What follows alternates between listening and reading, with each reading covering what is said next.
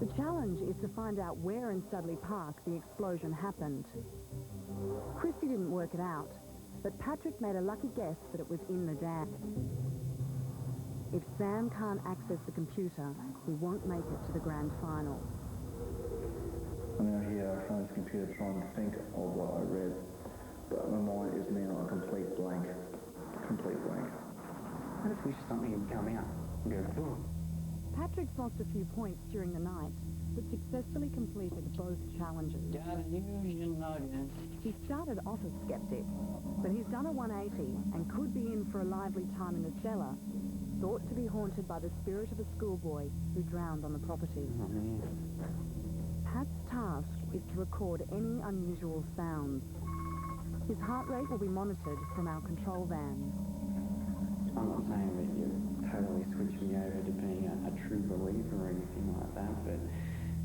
Now he's more receptive to the paranormal. Let's see how he handles it when the crew blows in some cold air. That was,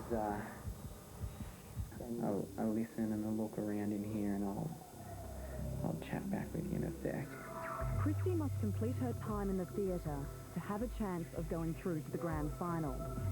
She's been seriously stressed all night, and our psychics are keeping a close watch on her. Now, what's happening with our little girl? I'm a little worried about her. It's a horrible feeling to blow off, like it's... I honestly feel like somebody's just constantly touching me or next to me, breathing down my back. Okay. Max is on hand to calm her nerves. Hello. I'm alright. Pretty shaky. Yeah? And still crying a little bit. Yeah. But otherwise I'm feeling a little bit, it's actually a little bit more calmer. So are you okay to continue? Yeah, it should be fine. Okay. Definitely. Thanks a lot. Cheers. I think I'll just wait for him to come back up here. Give me the password because I've got no idea.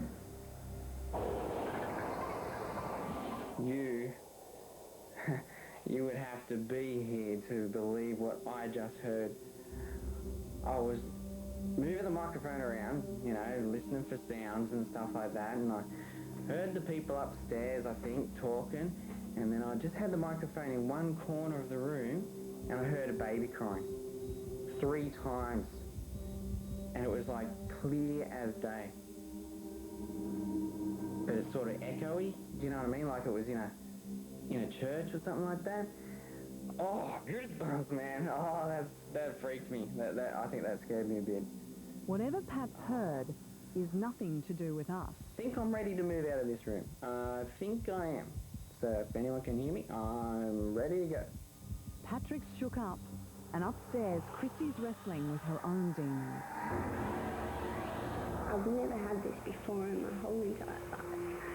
Never done anything like this. I'm not like a person who can go, ooh, I feel like a psychic, I can feel ghosts. But I tell you right now, it's not the nicest feeling in the world. I just all of a sudden remember, some power just came in my head. Someone's definitely here helping me. Definitely helping me. Whether he got ghostly help or not, he's got the password Polo. Okay, I've got to stage 3. And I've got to, now back in the present, find your compass and pick up the map from the desk. Once he's into the computer, Sam handles the rest of the challenge easily. Just to get a compass reading will help you determine where the beacon's situated for your identification of the fatal accident. He's done the Navy proud.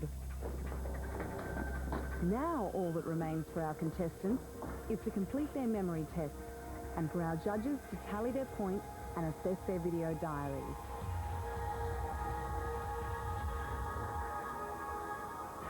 So, out of the 3 of you, we have one winner who will go on to the grand final, and that is you, Sam. Oh, God.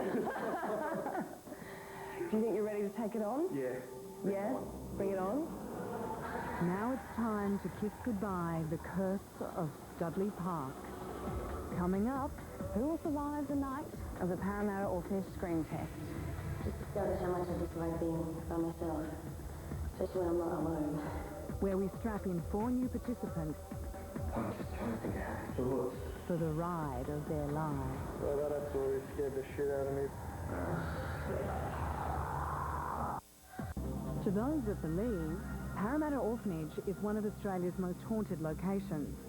There are many eyewitness accounts of disturbed and troubled spirits which inhabit this place. Our psychics have reported strong feelings of pain and unhappiness here. It's like when people are really needy and they come towards the light, so they're coming like this towards us, towards the light. This energy in here certainly doesn't protect. It terrorises. Our contestants are arriving to confront the unknown.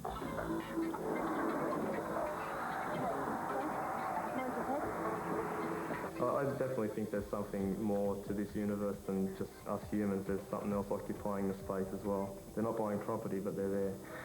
My name's Smiles Aboriginal. I thought it was very normal when I was growing up to be psychic until I hit school and realised, oh, not everyone's like me. My name's Tracy Cobb. I lived in a boarding house that was, haunted and that for a few years and could never really get any hard evidence on it. So hopefully I'll be able to figure out something to find out, if it is just coincidence or if there are situations out there that are real. My name's Darren James. I'm doing this for several reasons. One, obviously, because I have a fear of the dark and I'd like to overcome that. Number 2 is that I believe in ghosts. And number 3 is I'm related to Mary Shelley, who wrote Frankenstein. Good evening, ladies and gentlemen, and welcome to the Parramatta Orphanage. Well, if you'd just like to follow me, the contestants will now be stripped of their watches and mobile phones so they have no reference to the outside world.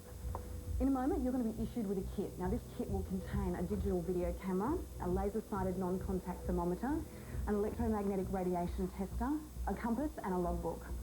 You're going to use your video cameras to record your video diaries, and we want to hear about your thoughts and your impressions of that room. If you'd like to take a little look at Parramatta Orphanage.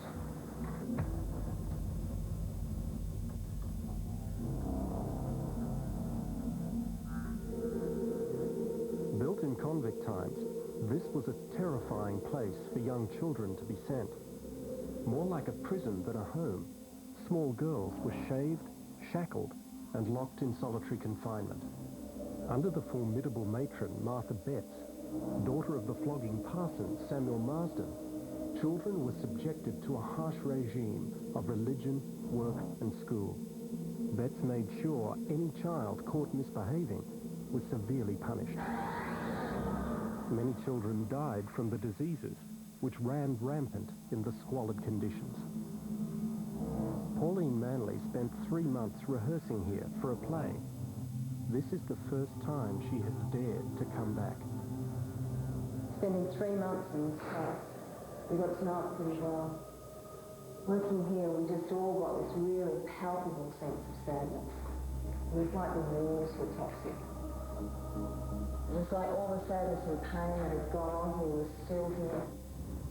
This place became an insane asylum in 1888, and patients suffered even more, with sedation, restraint, and shock treatment, until it was finally closed 20 years ago.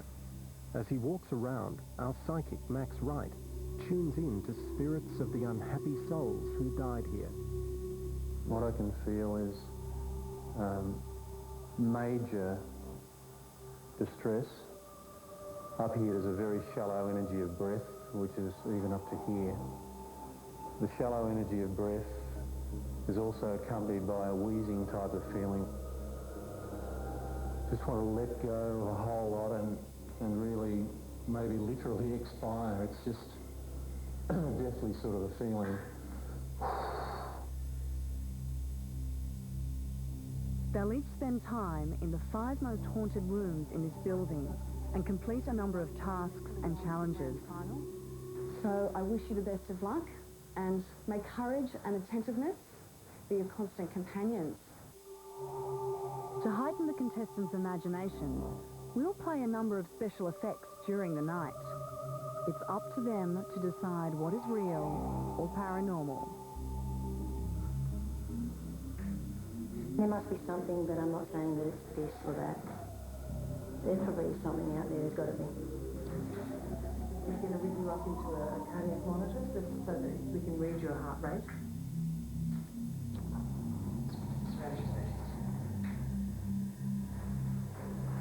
Tracy's about to be locked in the cell. She's hooked up to a heart monitor so her progress can be tracked by our nurse in the control van. During her time here, she must record temperature changes and measure the electromagnetic field. First, though, Tracy needs to learn the history of the cell.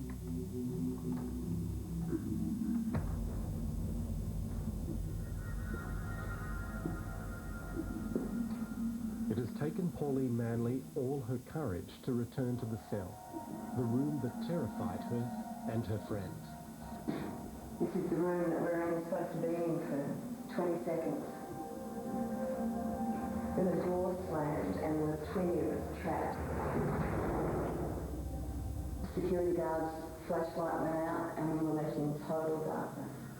Even though we knew the room really well, we all just started to panic. It's thought that this cell is where Eliza Patfield was punished.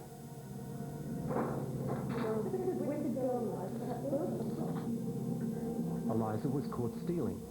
In front of the whole school, her hair was cut off. She was dressed in prison clothing and a wooden collar, then thrown in these cells for solitary confinement. No one knows what happened to poor Eliza, but psychics say that her pain lives on in this room.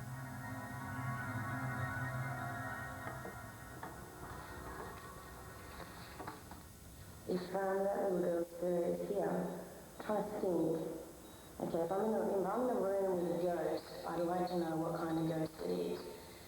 And from her story, she's going to be pretty sad, sort of a thing. But sad I can deal with. I just don't want to be around if she's angry.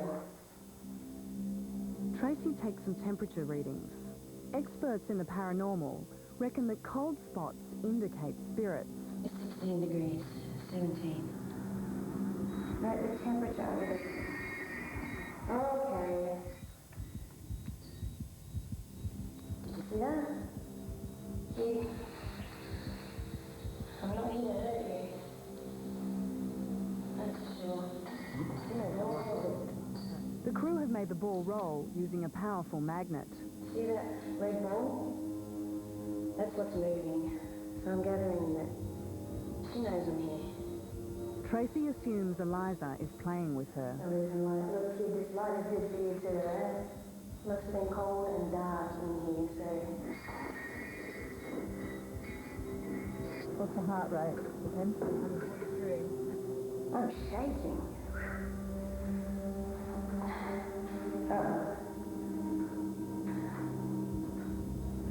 There's a whole electric thing going on here. I don't think she likes me over near her.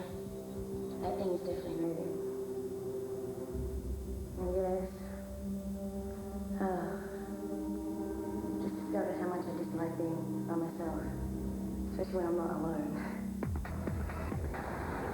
Coming up, Darren sees red. It's like a red, like a cloud.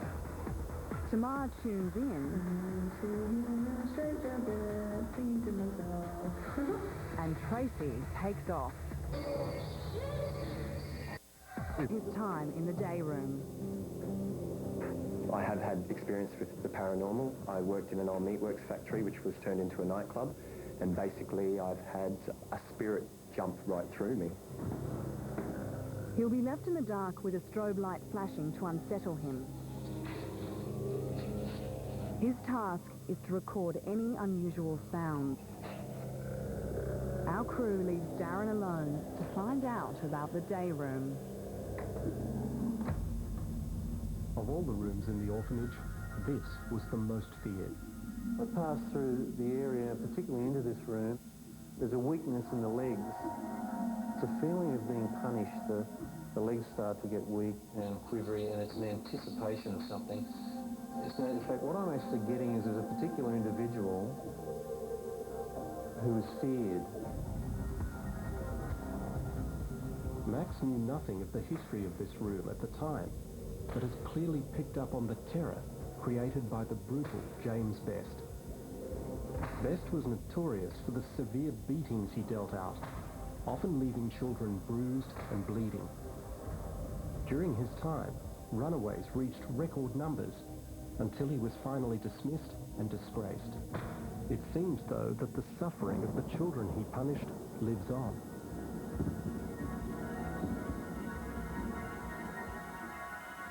$18 degrees, 0.5. Let's have a look over at the... Oh, interesting. It's actually half a degree warmer over by the wall than what it is over by that wall. I'm waiting for something to happen, but I don't know what's going to happen. I've already got these feelings and just cold and hot flushes, so you never know, I might see a ghost before the night's out. Tamar will need to be strong in the treatment room. Very interesting place.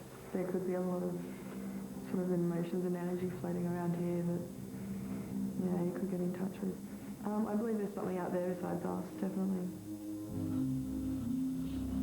Like the patients who were kept here, she'll be restrained in a straitjacket. Our producer starts the tape, then leaves her to watch alone. This was a treatment room when the building reopened in 1888 as an insane asylum, the cruelest period in its history.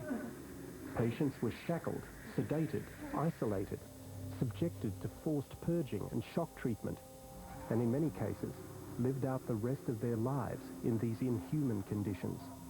It only closed as a psychiatric hospital 20 years ago, but it seems many troubled souls remain.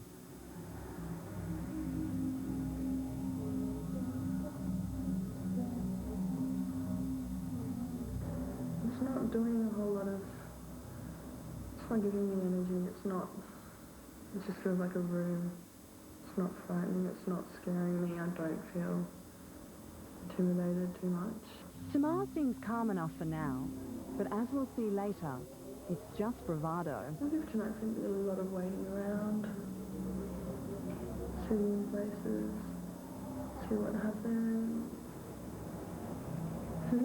Kind of like a social life, isn't it? Sitting around, see what happens. Plenty's happening for Tracy back in the cell. Right.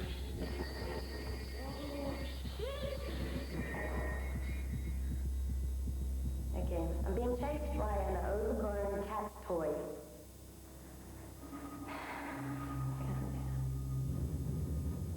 Steve is about to take on the first challenge in the infirmary. Now, the reason why I want to do this is to push the boundaries of my fear, so I know, how far I can go. I think I'll be able to cope being in a haunted house by myself. We'll see how he copes later. Before he starts, he'll need to know about the room.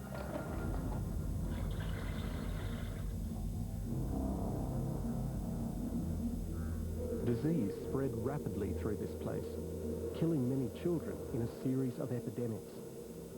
Most died a miserable death here in the infirmary of incurable diseases like scarlet fever and the itch. Historian Judith Dunn has taken many tours around this building, where people have seen and heard strange phenomena. I've heard whispering noises in this room, and some people have actually heard the children crying. It's a chilling thought that children seem to still be suffering here.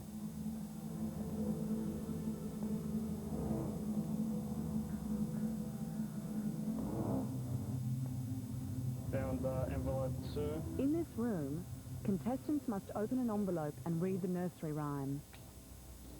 Boys and girls love to play, laughing and singing their joys. Lots of sickly children here unable to play with their... The missing word toys is the clue to finding the next part of the challenge. So far, Steve is calm and methodical as he searches for the next clue. Hidden in a toy box is a jigsaw puzzle of a ballerina.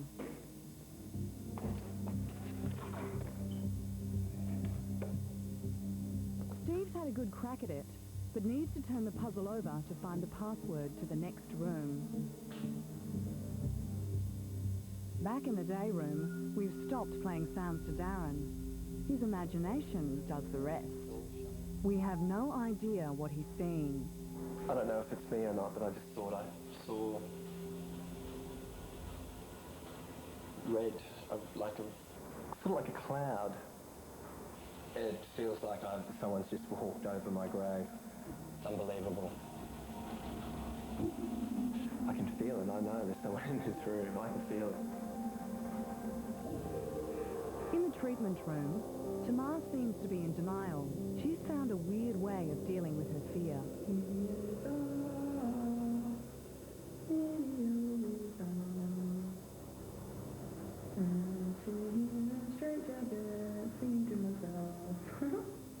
No, I'm not bothered by it. It's a normal reaction.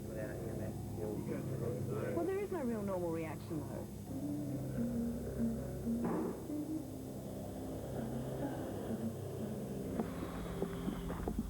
Darren's seen a red cloud in the day room.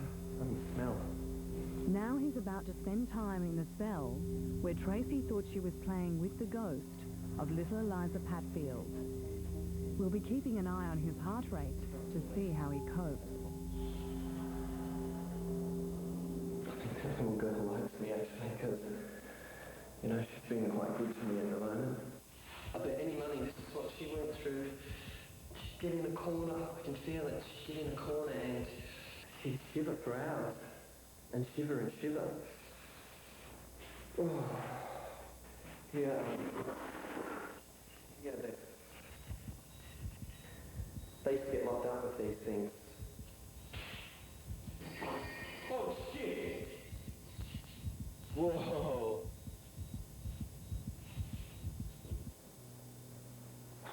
Those walls just moved.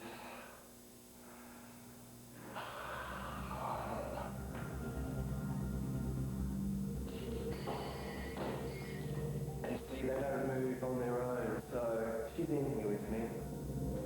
She's in here with me.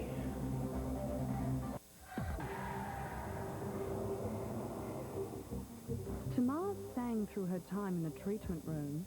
Let's see how she does in the day room, where children were once beaten.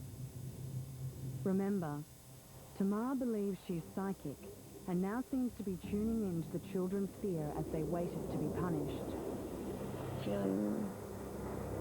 Feel neglected. Feeling alone. So much around that feels muddled energy. It feels a bit confused. Obviously, these people didn't know why they were here, knew that they didn't want to be here, wanted to leave, and feeling that a bit myself. Tracy is about to face the first challenge in the infirmary, where Steve failed to get the password. Tracy's on edge after the ball game in the cell. Our glass bottle effect won't help her concentration. Whoa. More sounds. Okay. Been through this before. There are a lot of kids in here. It's kids as young as that die in pain and don't understand why. Yeah, one would think they'd be pretty angry. She needs to find the jigsaw and clue in the toy box. I think I might be onto something here.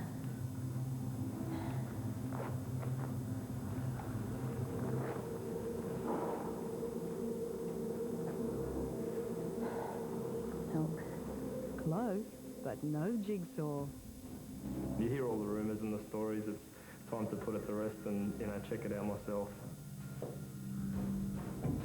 Steve must complete the second challenge in the matron's room, a computer recreation of how it looked in Victorian times when a young girl called Rebecca Matthews was here. The challenge is to find the mystery disease that Rebecca Matthews died from.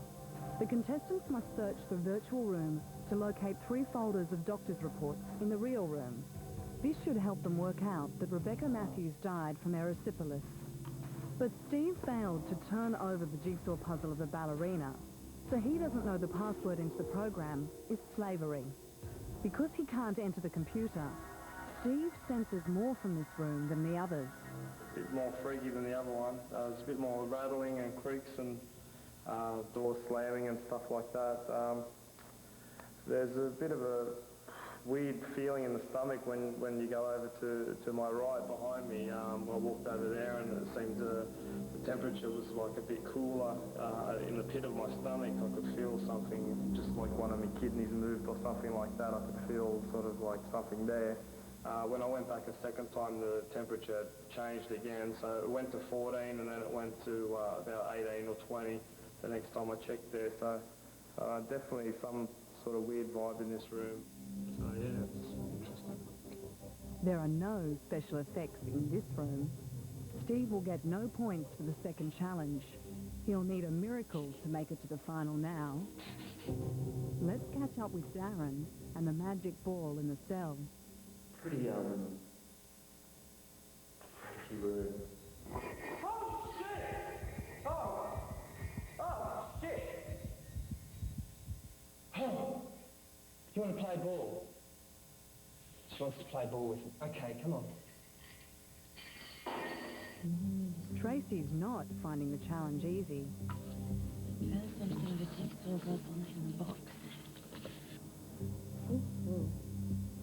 Finding the password is one thing, but she'll need to remember it when she needs it. And it's got that written on the back. Feel I need a friend to be with me. Feeling alone, feeling cold, feeling very, very strange. Not wanting to be here at the moment. In the day room, we're making a rocking horse rock. Tamar's in complete denial. The horse is going, she's not seeing it. What she's doing is she's isolating herself up in her own little bubble. Like being on a beach somewhere, sipping a pina colada, being anywhere but here.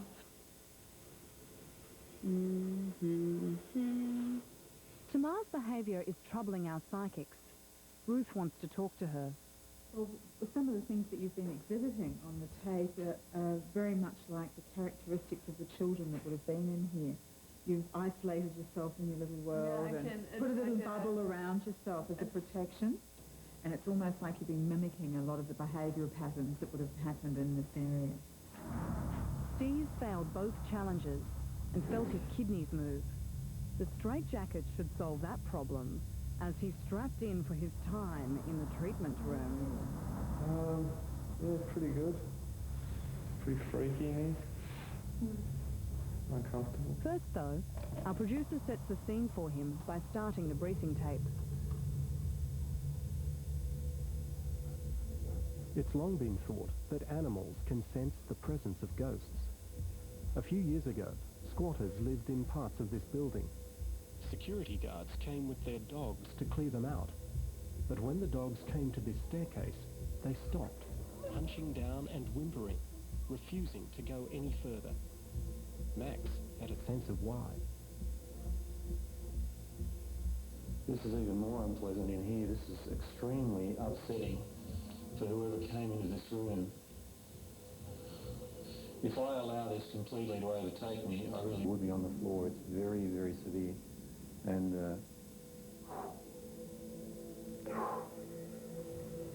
Steve doesn't seem like the type to try to ignore any of our special effects.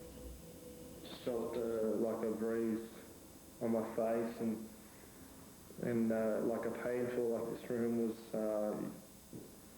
inflicting pain on people. People that didn't deserve it. People that were okay but were being brutalised for no reason.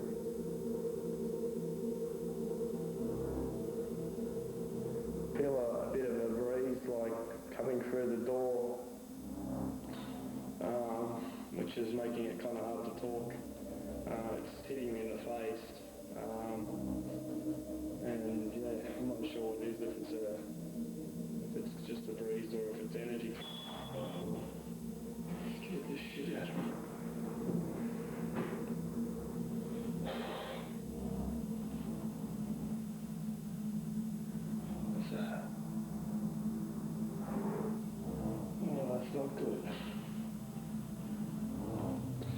raped the shit out of me, whatever that was.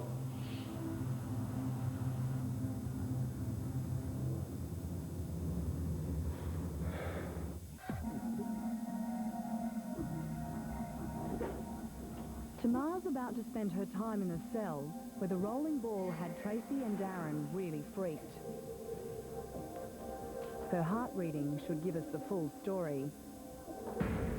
Almost immediately, Tamar seems to have tuned into how little Eliza may have felt when she was locked here all those years ago. Very confined space, very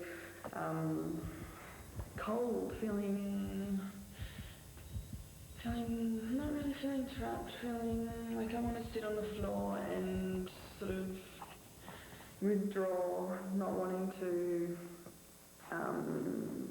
be too open, feeling my legs are feeling weaker, wanting to break free, wanting to let everyone know I am who I am and let me be.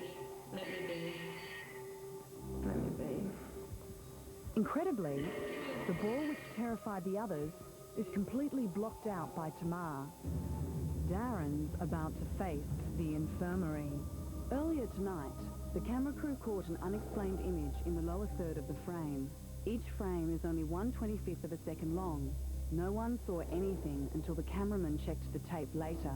There was no logical explanation for this blur. The image was caught on infrared camera as there was no light source in the corridor. Darren's picked up on a lot of unexplained events so far. Maybe he'll solve the mystery of the fast-moving object. He'll also need to crack the first challenge. The first thing I could smell when I got in here was sickness. I can smell it everywhere. It's not one of our effects he's smelling. Children are in here. I can feel it. I can just see the feeling and the emotion that comes across my body is unbelievable.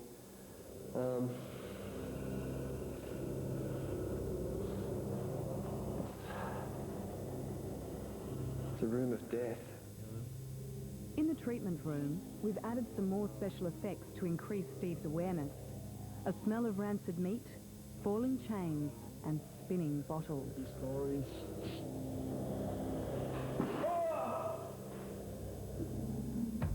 Scared the shit out of me.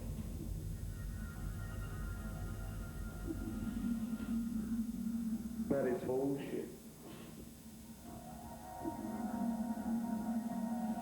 I'm shitting myself now, people. Something moving in here now or something. Back in the cell, the line between Tamar and the orphan girl is becoming increasingly blurred. I've already been abandoned once, that's why I'm here. Why are you doing it again? What is it that makes you want to punish me? Putting me in a room where basically you're controlling my environment, you're controlling who I am. I don't want to be controlled. I want to control myself. I have a say in who I am. I have my own thoughts and opinions. I have my own feelings.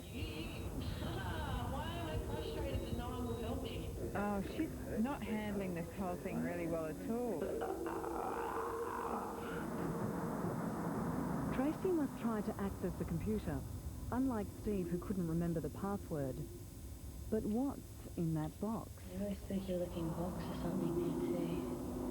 Which I think I'm going to check out right now.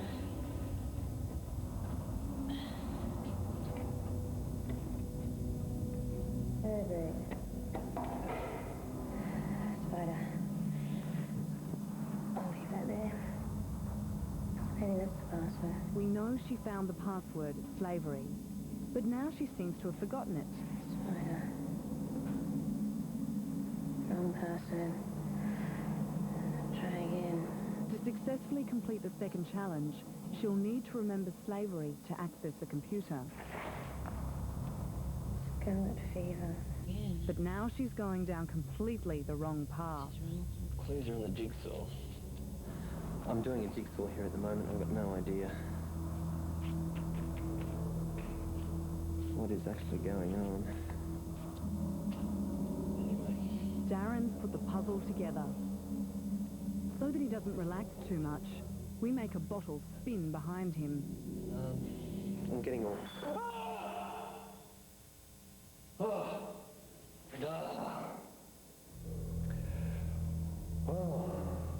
If you kids want to play, you play.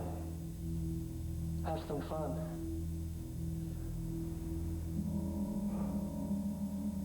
Footsteps. Footsteps, bits and pieces. This is a scary place.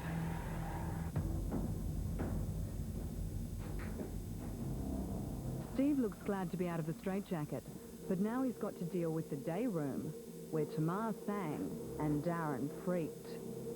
Steve's going to find this a real test. He'll have to stay calm enough to record any unusual sounds. It won't be easy, because Max felt a violent spirit here earlier tonight. This energy in here certainly doesn't protect.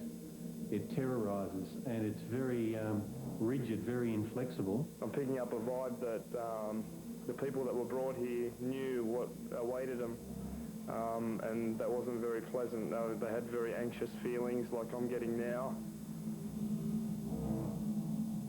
Just heard a noise over there, just behind me.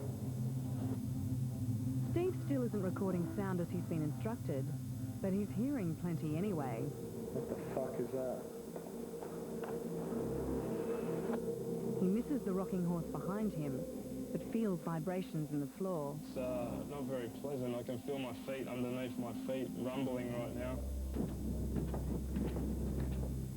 Tracy scored full marks in the 2 challenges, but she's not keen on the straitjacket in the treatment room. Eventually, she lets our crew restrain her.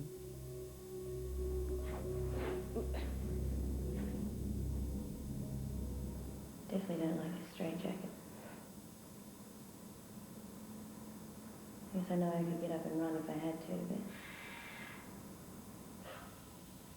the restriction is full on. I'm not liking the chains on there. Steve's in a dark room with a strobe light. Although he can't pick the horse rocking, he's still looking in the direction. It's getting worse. It's really starting to pound now. There's vibrations happening all over the place. This is not pleasant. There's some noise just then. I don't know what the hell it is. This is not as easy as I thought it would be either. Next week, Figure this password out. Darren gets some rough treatment, and Steve sets himself a new threshold of fear. Who will win and make it to the grand final? And 4 new volunteers go the ghostly full Monty in the Monte Cristo scream test. Don't do it.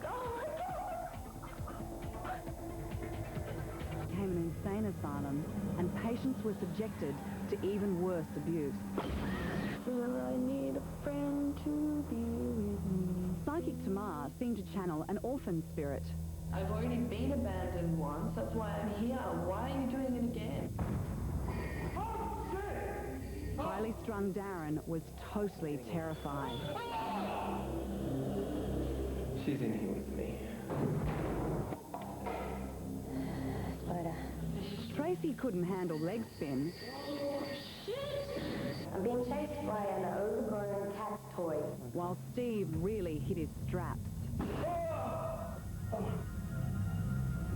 Scared the shit out of me. Something moving in here now or something. All 4 remain to fight it out for the place in the grand final. Which one will make it? Then, Monte Cristo, where we scream test 4 new Ghostbusters. Oh my God! And the ghosts come after the crew. Oh, that temperature's just gone high.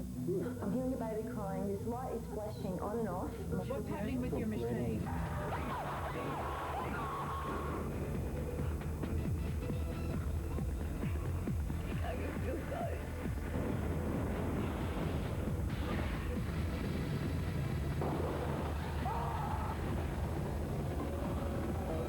She's just about at threshold in the system.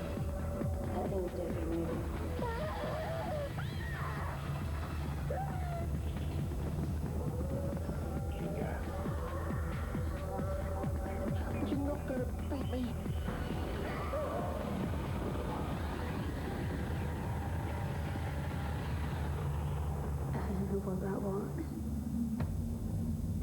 Tracy was far from happy when we left her in a straitjacket in the treatment room where psychiatric patients were restrained.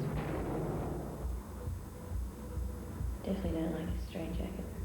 The effects you'll hear are by the crew. People that were subject to some nasty things in here. Oh my goodness, like that. I'm hoping with the fact that being chained up, I would be angry at the chains as well. Doesn't mean they're angry at me. In the infirmary, Tamar has to find a puzzle which has the password to the next challenge written on the back. Tamar, though, as she has for most of the night, seems to be off somewhere else. Jigsaw puzzles. I guess life is a puzzle of many pieces of which all the people here were trying to put together.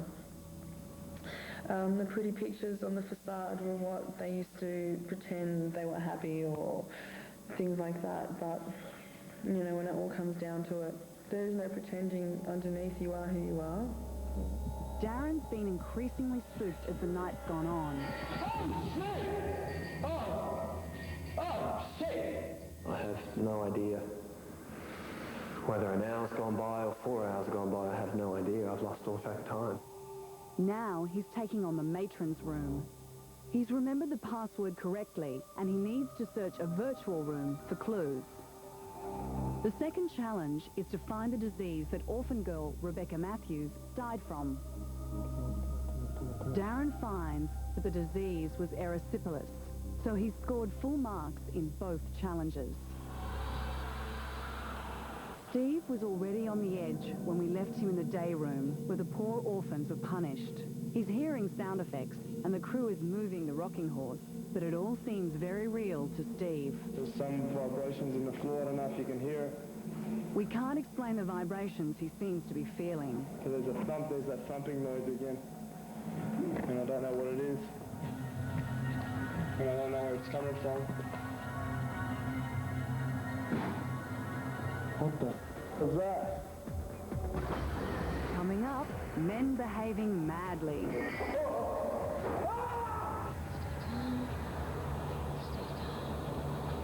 The time in the day room, the place where we just saw Steve freak. Supposed to be checking out sounds.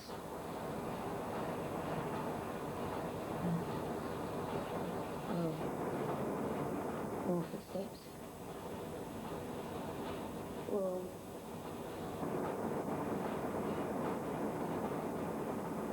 I think that rocking horse just went. Something's rocking. Now it's Steve's turn in the cell. He's already highly stressed. The heart monitor will help the crew to assess how he copes. So they've got the heart monitors on me at the moment to see if my heart rate picks up on any sort of thing that's in here at all. Just felt a vibration through the floor, again as in the other room. Yeah, I wonder how the old heart's doing here. It's totally dark and I'm not allowed to use this light for anything except filming my ugly mug. I feel like I'm in a pretty safe spot in the room.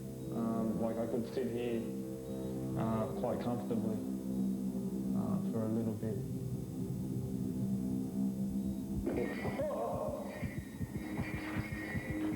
The team moves the ball using a magnet under the floor. I'm not so comfortable over there now.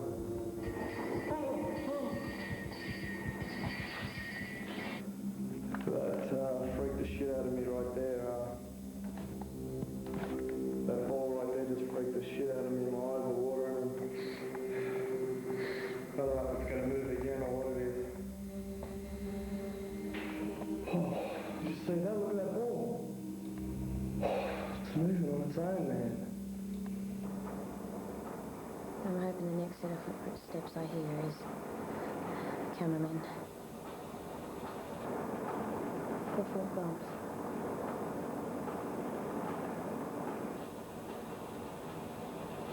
Very close, whispering. Stay calm. Stay calm. That was the red ball that moved before, and that was the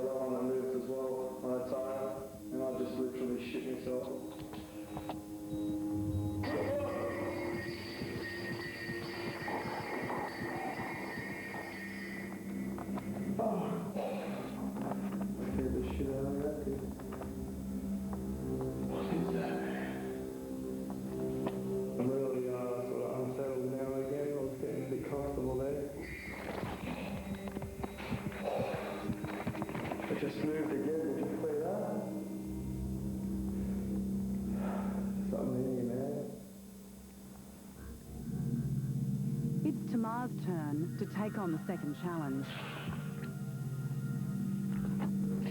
At the moment, I'm feeling maybe just a touch of what some of the people might have felt when they were here. Frustrated! I can't figure this password out. Jamar failed to find the password to the computer in the matron's room. Without these points, she won't make it to the grand final. It's Darren's time in the straitjacket as the crew puts him into the treatment room. It's the first time for everything, isn't it? The effects in this room certainly unnerved Tracy. Darren's very shaky. Let's see how he copes with the falling bottle effect.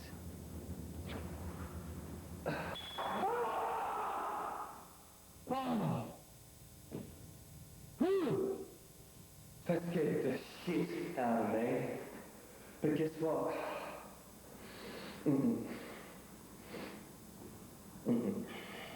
Well, push him all off if you're going to push him.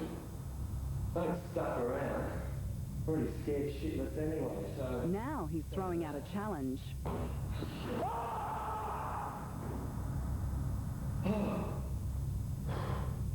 You could say he asked for that.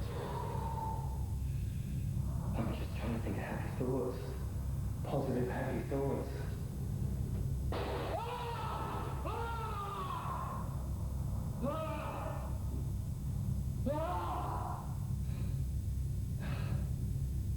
I feel lots of things, and I feel so many things in this room.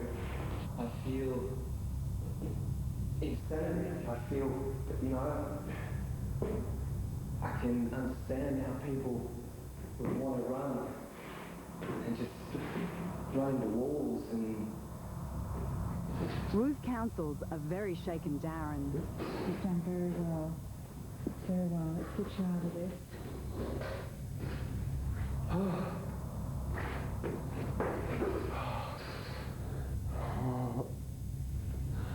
It's a nasty fright, haven't you? Hey, let's just get back in the body. I need to heal myself. It's all right. He's had a rough night, but he's made it through. Now, all that remains is for the contestants to complete their memory test and for their points to be tallied and their video diaries assessed.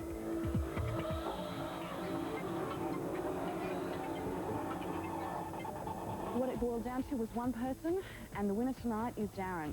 So congratulations, Darren, on... I don't know if that's a good thing, is it, Darren? He gets to come back. It's time to say goodbye to Parramatta Orphanage and its unfortunate past. Still to come, screen test number 4 as 4 new contestants take on the curse of Monte Cristo. Oh, God, I hope this ain't real. And the ghosts come after the crew. We've got someone in the van here with us. What's happening with your machine? And this is really, really serious. Tonight we're here investigating a series of unusual occurrences that have made this building, Monte Cristo Historic Homestead at Junee, one of Australia's scariest locations. Monte Cristo, which for more than a century has been home to murders, suicides and mysterious deaths. Those who live there know they share this house with the spirits of the past. I have had the experience of hearing footsteps on the balcony, go out, no one there. Our psychics are standing by and our contestants are about to arrive. It's time to embark on the Monte Cristo screen test. My name's Michael Donnelly. The only thing that scares me is, I guess, the unknown. If you can't prepare yourself for a lot of things. Normally I do prepare myself, but some things that come up upon you and scare the bejesus out of you. My name is Dennis Holler. My house is a bit haunted. A couple of times my mother's been attacked by the ghost, and I had a couple of sheets pulled down while I'm sleeping at night time. One step. I'm Michelle. Reality scares me. Not so much the ghost aspect, but reality, like real fear. Take one step. My name's Fiona Goff, and I'm scared of ghosts, things of the unknown, anything that I'm not aware of, 100%. I mean, if you'd like to remove your hoods, please. Welcome to Monte Cristo. The contestants surrender their watches and mobile phones to disorient them. Now, in a moment, you're going to be given a kit, which will contain a digital video camera, a laser-sighted non-contact thermometer, an electromagnetic field radiation tester, a compass and a logbook. Now, you're going to go into 5 separate rooms. We'll be monitoring your efforts in each room at all times, so if by some chance you do become overcome physically or mentally, we have a trained medical officer only 5 minutes away. So, ladies and gentlemen, I give you Monte Cristo, and my last word to you before we take a little look is good luck. This stunning mansion was built in 1884 by Christopher Crawley, a pastoralist and land speculator. He called it Monte Cristo, Mount of Christ. But the holy name did nothing to protect his home from the dark forces which have been at work here for more than a century. When Christopher Crawley died here in 1910, his widow Elizabeth locked herself away until her death 23 years later. The house lay derelict until it was bought by Reg Ryan and his wife Olive. We found out after we'd only been here a week or so that animals just didn't like the house. We brought our pet cat over, put it down the house and it went completely mad. Couldn't get out downstairs, raced up the broken staircase, jumped off the second floor, and we never ever saw it again. Olive was to make an even more gruesome discovery. A feral kitten from the barn found a way into the locked house one morning. Walked into the kitchen and here's this cat on the floor, mutilated, eyes away from its head. They'd been gouged out, and I got a terrible fright, and I screamed out to my husband and shot out of the room like nobody's business. In the house, sounds of phantom piano playing have been heard, along with even more alarming noises. I was here by myself, and I had my name called, my own name. And I thought, that's strange, there's no one around. And I went looking around to see who was calling me. Walked around the house and found there was nothing here. I feel there's another family living here. We can't see them, no. They can't see us.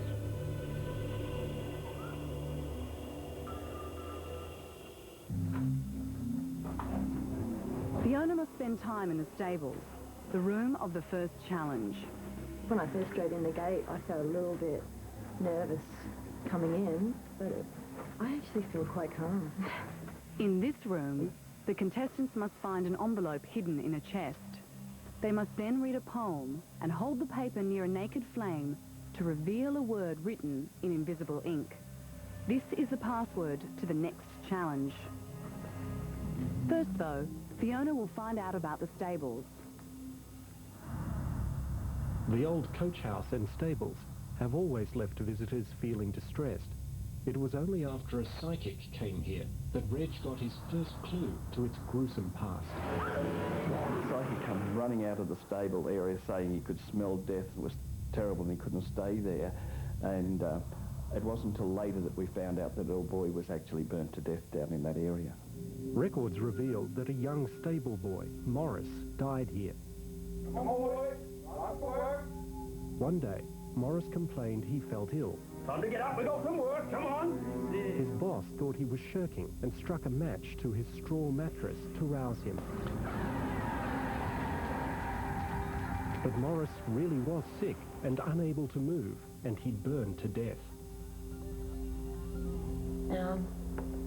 This room has a lot of feeling. I feel so much in here, but I feel a little bit of sorrow too. Like when I watched that movie, there was a fire and stuff. I actually feel a little bit of sadness for whatever's in here. It's pretty stupid, and I'm feeling very scared at the same time. But I feel scared, I feel nervous, but I feel sorry for some reason. It's a bit worried at the moment. We have played some sound effects to Fiona. Her difficulty separating the real from the imagined is going to give her grief all night. EMF reads very high when I point it over in the way where the noise is coming from. And now she thinks the EMF readings are somehow related. Reading, like the normal is 0.2 or something, but it's reading, if it reads any higher than 0.1 or 0.2, like mine got up to 1.7, and I'm like, oh, geez. She's quite scared, this one in the stable. What are you going to do? Just push it out of it. Max believes he can pull the fear out of her. It's up in her head now. That's it. Room has definitely a lot of energy, and Fiona is going to have to get up to find the clue. I'd probably go on a little walk around here, but I won't. Michelle is going to be shut in the boys' bedroom. Kind of expecting a lot to happen, actually, because I can feel presences here, and I just think, oh, you know, what's going to happen? I'm just really excited and nervous and just full of anticipation. I'm just going to link you up to an ECG machine. Her heart rate will be monitored by our nurse in the control van. Our producer instructs Michelle to record any unusual sounds. As a control, several special effects will be staged during the night. Contestants must judge if their encounters are real or paranormal.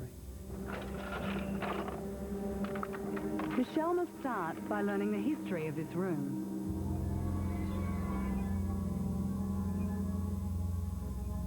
Jan is a friend of the Ryan's. She's a skeptic, but every time she goes into the boys' room, a physical change comes over her. I'm very nervous. No, you feel as if you really want to go out. It's not threatening, it's just that your heart accelerates so much, you feel very tight in the chest. It becomes that fast and uncomfortable that you really do have to go.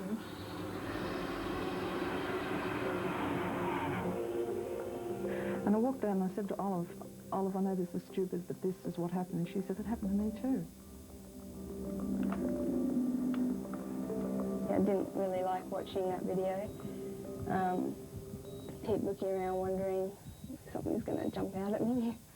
Yeah, I'm really quite anxious, but I'm staying here for a while. It's just, I get shivers up and down my spine. The heart monitors stopped. It's the first in a series of strange technical problems that the crew experienced during the night. Right now, there's probably not a lot we can do about that. I'm hearing whispering. Can you hear it? It's the whispering again. The effects tape is of whispering, but Michelle's fear and imagination gives it far more meaning. What are you saying?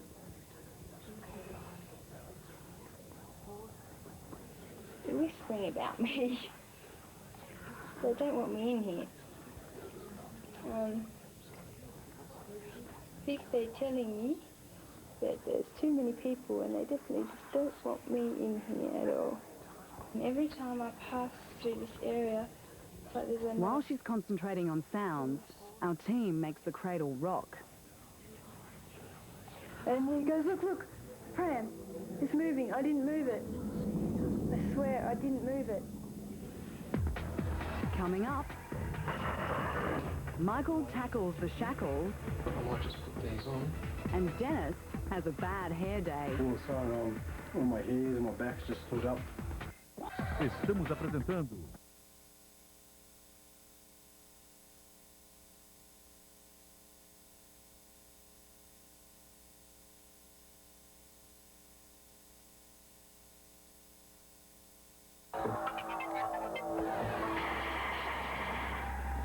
Michael is off to the caretaker's cottage. I've had indirect experiences, but I'm just looking for some sort of confirmation that there is something out there. Michael could well get his evidence. He is crossing an area where our paranormal researcher Mike Williams was taking photos earlier. These photos show a mysterious mist known to paranormal researchers as ectoplasm. This photo has an apparition in the top right corner and an unexplained bar down the middle. Michael's task in the caretaker's cottage is to note any temperature changes on the multi-probe thermometer. It's a probe. It can measure different areas of the room. He will now learn the dark history of this room. The feeling of evil at Monte Cristo is at its strongest in the outbuildings, particularly this one, the caretaker's cottage. It seems to exude a malevolent presence, with many strange events occurring here over the years. Locals remember a grisly murder when a disturbed young man came up here after watching the movie Psycho 3 times. It had sent him mad. With a loaded gun, he hunted down caretaker Jack Simpson and shot him dead. The boy's message, "Die Jack, ha!" can still be clearly seen.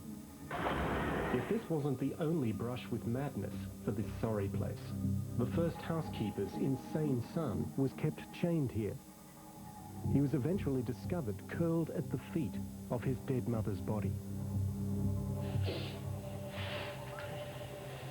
I might just get up and have a look around at some of the pictures on the wall, try and find a bit more what sort of person's lived in this place. Michael used to be a policeman and immediately treats his time in the room like an investigation. Very simple sort of artefacts and ornaments. A few pictures of babies on the walls. These shackles have got me quite intrigued on the table here. I might just put these on. Let's come on. Hoping my ankle's not too big. This is just the start of Michael's unique approach to his scream test. Yeah, I can't really seem to get these on. So, quite good to put them on and get a feeling for it.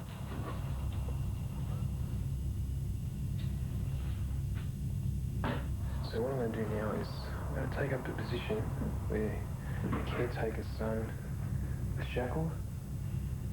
I'm going to line the position at the end of the table, where I think he was left at the end of his mother's dead body, and try and get a feel for this room and what actually would have happened.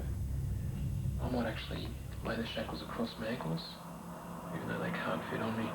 Remember, all we've asked him to do is keep an eye on temperature. That's really interesting, because I think he's into some sort of energy thing here. You're right. Yeah, he's blinking his eyes. He's blinking his eyes. Dennis is heading to the chapel. Yeah, I've got a feeling I might see a couple of things or feel a couple of things, but I believe in God, so I feel He will protect me, so I should be all right. His task in the room will be to take photographs with an infrared camera when he feels any signs of paranormal activity. Now, he'll be briefed on the room. Off the first floor balcony is this tiny room, known as the chapel, isolated from the rest of the house. Guests have seen a mystery woman here, dressed in black and wearing a large cross. A woman also seen by Cheryl Lee, the Ryans' youngest daughter. One day wandering, just went onto the veranda, walked around there, looked up and she was sitting in the room.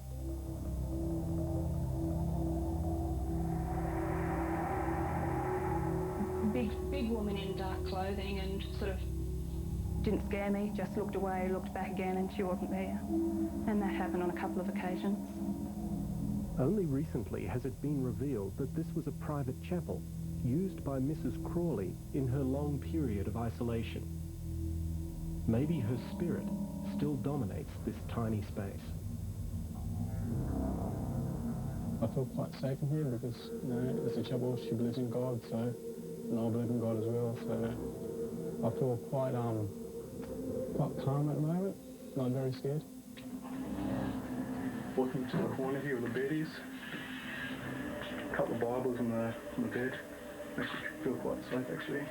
I don't think anyone's in here. And that's why I feel so relaxed. It's not long, though, before Dennis's faith is being tested, and with no prompting from the crew. All of a sudden, all my ears and my back's just stood up. I'm getting a cold shiver down my spine. My heart's pumping a million miles per hour. You can see I'm stumbling my words coming out.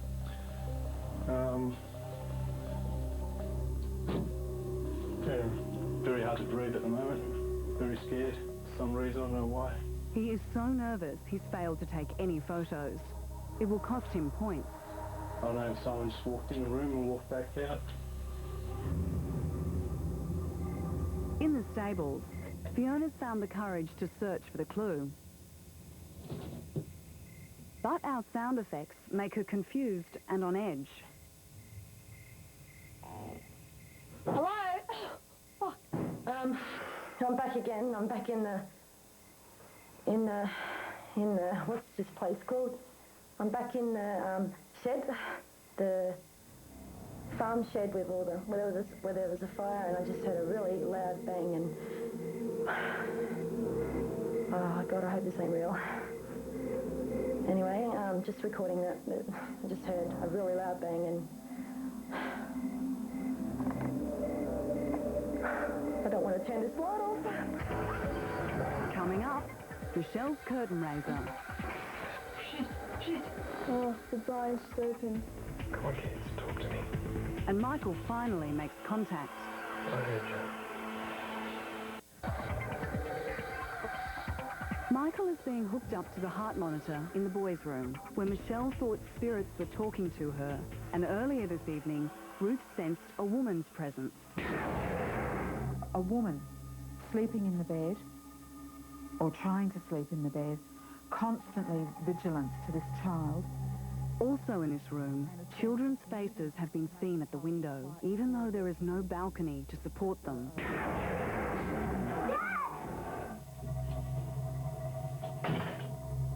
Ex-policeman Michael didn't find anything in the caretaker's room, but now he's measuring temperatures and he's hot on the trail. It's cool in the room. It's the hottest part of the room.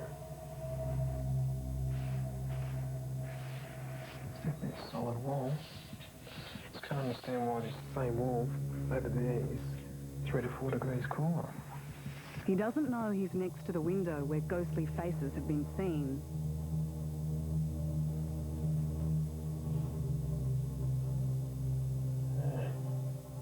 He's outwardly calm, but his heart rate tells a different story.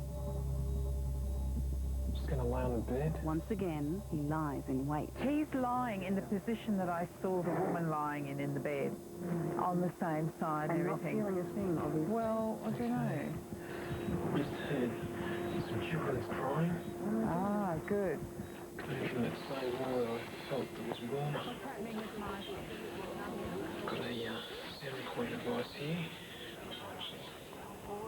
Actually, the fact that I was laying on the bed. Like Michelle, he hears the whispers, but his curiosity outweighs his fear. He's experiencing something. Yes, I know he is. I can see it all going around, but it's going around in his head and he's not telling us about it. Come on, kids, talk to me.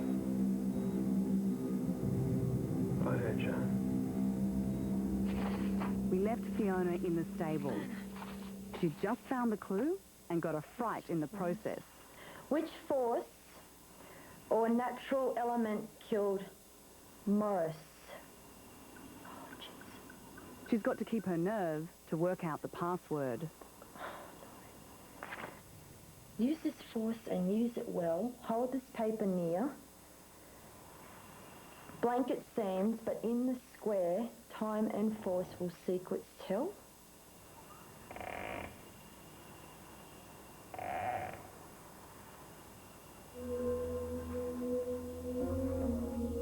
She's put the paper near a candle and revealed the answer. What I can read on this, you wouldn't be able to see it on the camera, it says sin. It says sin on the paper. On there it's like... Fiona has successfully found the password to the second challenge. Pretty spooky.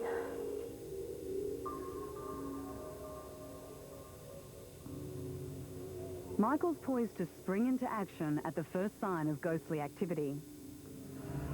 Might check outside, see if there's a balcony there. But it sounds like footsteps just outside behind the bed head wall. Let's take a quick reading of that. It's quite normal for the rest of this room, apart from that one wall.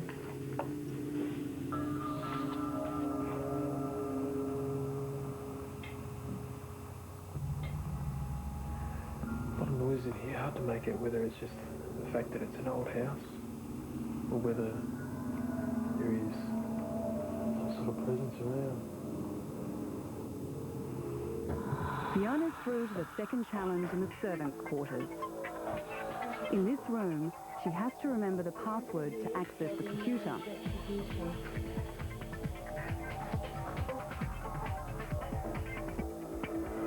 In here, the contestants must find the diary of Catherine Bingham, which describes in detail the 6 deaths at Monte Cristo.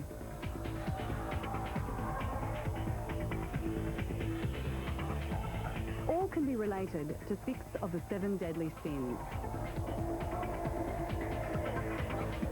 Contestants must match each sin to a death. One sin will remain unmatched. The answer is greed.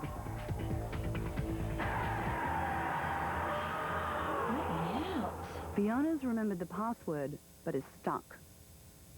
She's really on edge and seems confused between the virtual room and the real one.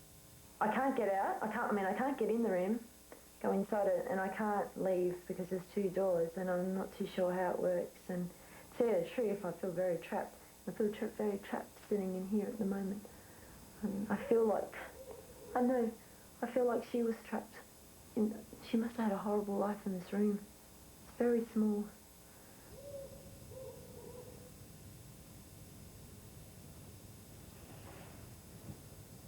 I can smell smoke in this room. I can smell emptiness. These things. The crew moves the high chair. Oh, God. And Fiona loses focus completely.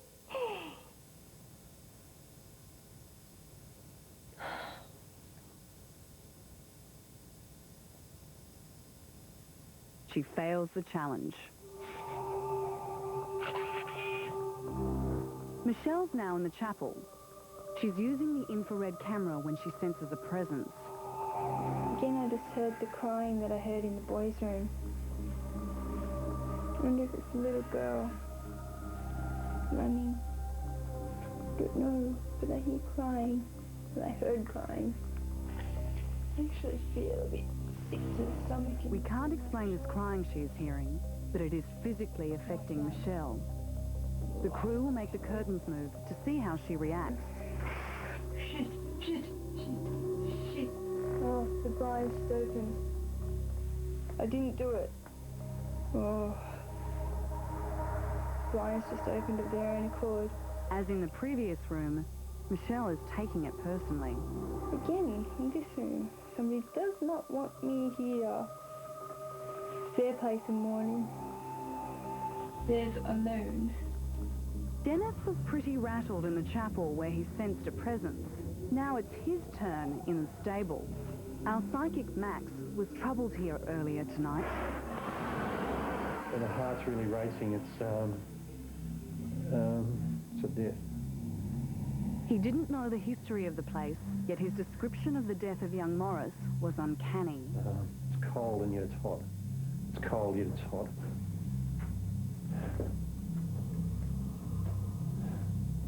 That's fire.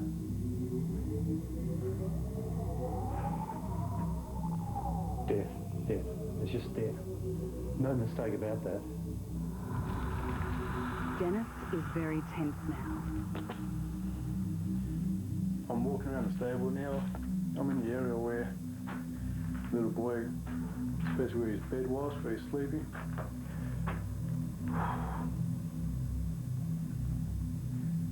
At this moment now, I'm just feeling sensation right there in my body. Quite cold actually right here in this spot here.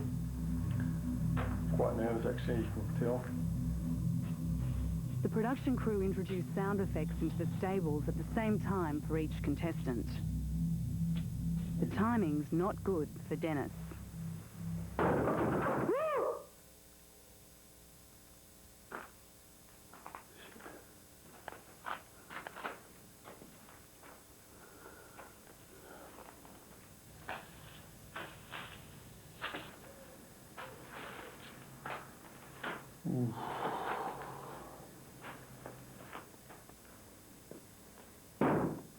Oh, shit. You know it's everywhere now. No matter where I'm standing, very cold.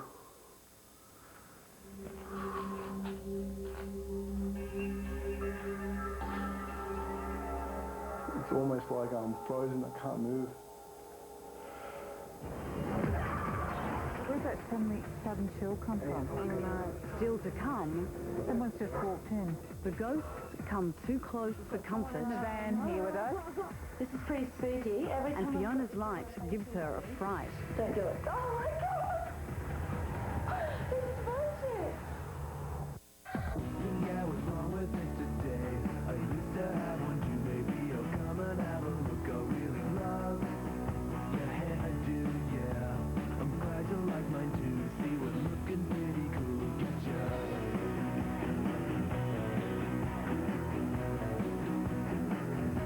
So what do you do? Oh yeah, I wait table too. No, I haven't heard your band, 'cause you guys are pretty new. But if you dig, I'm big in food. Welcome over to my work. I'll have them cook you something that you really love. 'Cause I like you, yeah, I like you. And I feel as though I really like you. Yeah, I like you, yeah, I like you. And I feel, wow.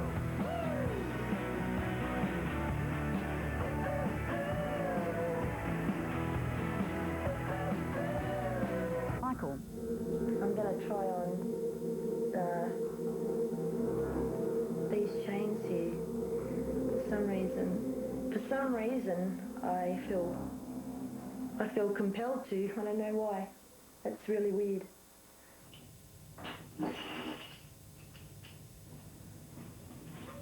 Dennis has conquered his fear enough to find the clue in the stables. Oh, I've got a cold chill down my spine actually. And I can see the word. I think it reads sin. Yes it does. S-I-N, sin. Dennis is through to the second challenge in the servants' quarters. The answer I'm looking for is what happened in the past room. So I typed in boy, which was incorrect. I typed in fire, which is incorrect. I'm trying to think what the password is. It's been a long night. Dennis can't remember the password and will fail this challenge.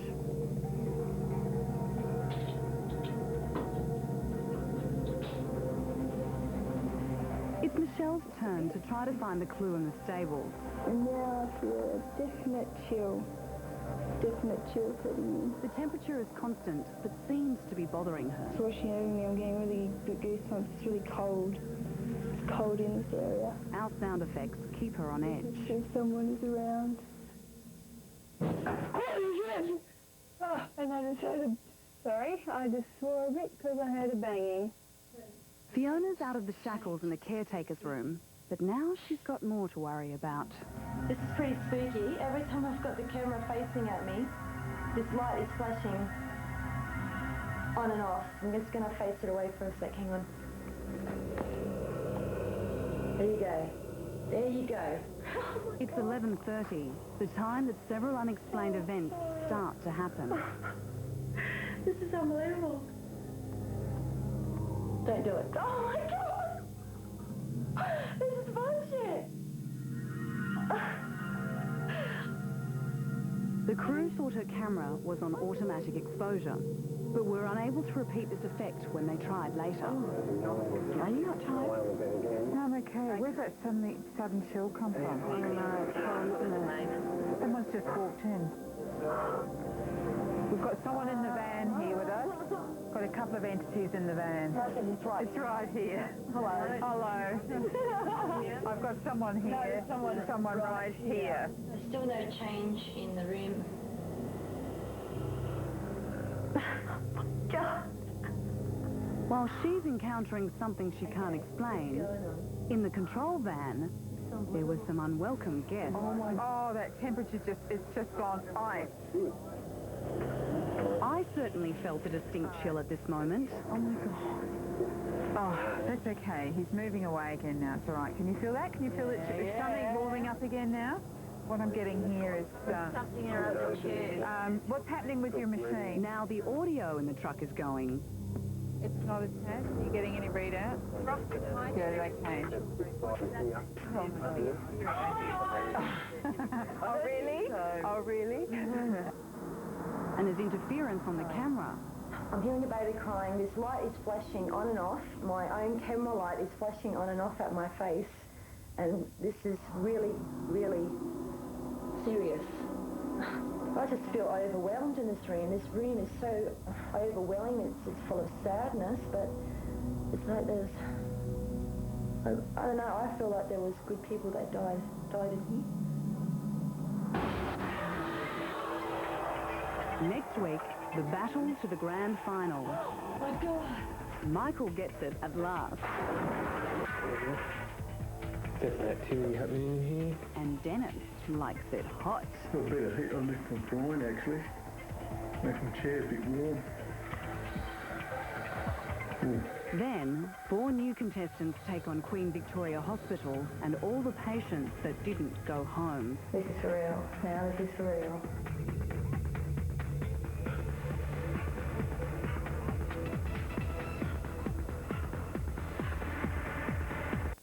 Captured ghostly images, and the troubled spirits even came after the crew. We've got someone in the van here with us. What's happening with your machine? Ex-cop Michael searched for hard evidence. Come on, kids, talk to me. This is pretty spooky. At the same time, the psychics tried to ward off the ghosts, and the crew struggled with mysterious technical problems, Fiona's camera went on the blink. I'm hearing a baby crying. This light is flashing on and off. My own camera light is flashing on and off at my face. Tutor Michelle was rocked by the cradle. And he goes, look, look, pram, it's moving, I didn't move it. And crane driver Dennis felt the menace. Oh, shit. One will win the Monte Cristo scream test and go to the grand final. Then a new gang of 4 tackle their scream test in the deadly Queen Victoria Hospital. I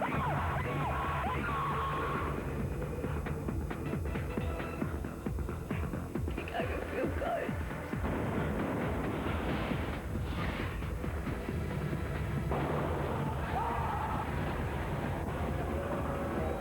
She's just about at threshold in the theatre.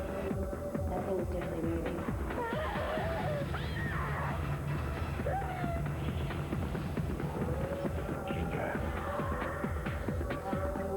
But you're not going to beat me.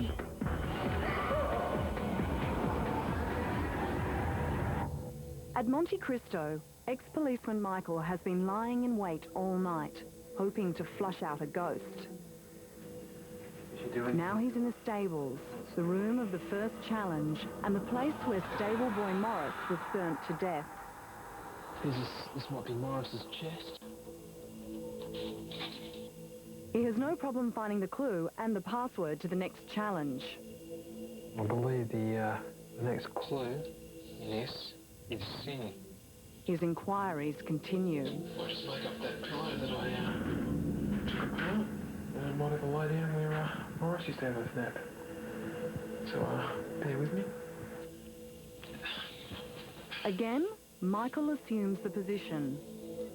But once he hears our sound effects, he can't resist the urge for a wander. Alright, some noise is happening. He notes all the crew's special effects.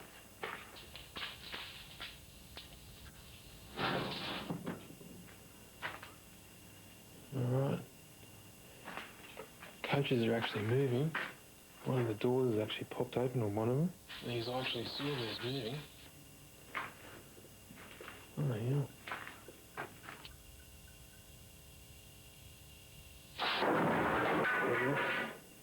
Definitely activity happening in here. Michael is starting to lose his cool.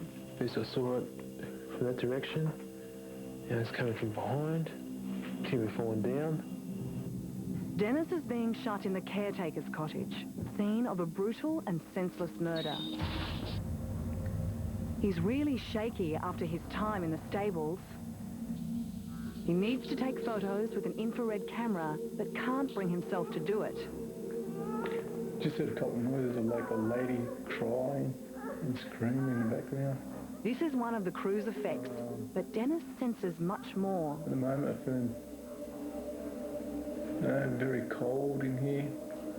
Still the chills all over my body. My buttocks is very warm for some reason, like the seat is very warm. Had something brush against my feet, my right foot. Yeah, even though it's a very small room in here, it's very creepy still. He's meant to record the temperatures on the multi-probe thermometer, but Dennis is feeling colder as the temperature goes up, and it's making him panicky. Temperature in one of those readings, reading number 9, it's gone over 16 degrees. Now there's 16 temperatures, or 16 thermometers, it's gone over 16 degrees, which when I first took down the first reading, there was only 2 temperatures over 15 degrees. So, ooh, hang on, once cracked 17 degrees and I'm feeling very cold. Ooh. A very nervous Michelle is taking on challenge number 2 in the servants' quarters. So much for being in this room, being very homely. I just kind of, the pram just moved. This one. It just moved by itself. And there's nothing near it. Okay, I don't really like this room anymore. Yeah, now I'm a bit edgy. Heart's racing a bit faster. This is the room where contestants have to remember the password SIN to enter the computer. In here, they must find the diary of Catherine Bingham, which describes in detail the 6 deaths at Monte Cristo.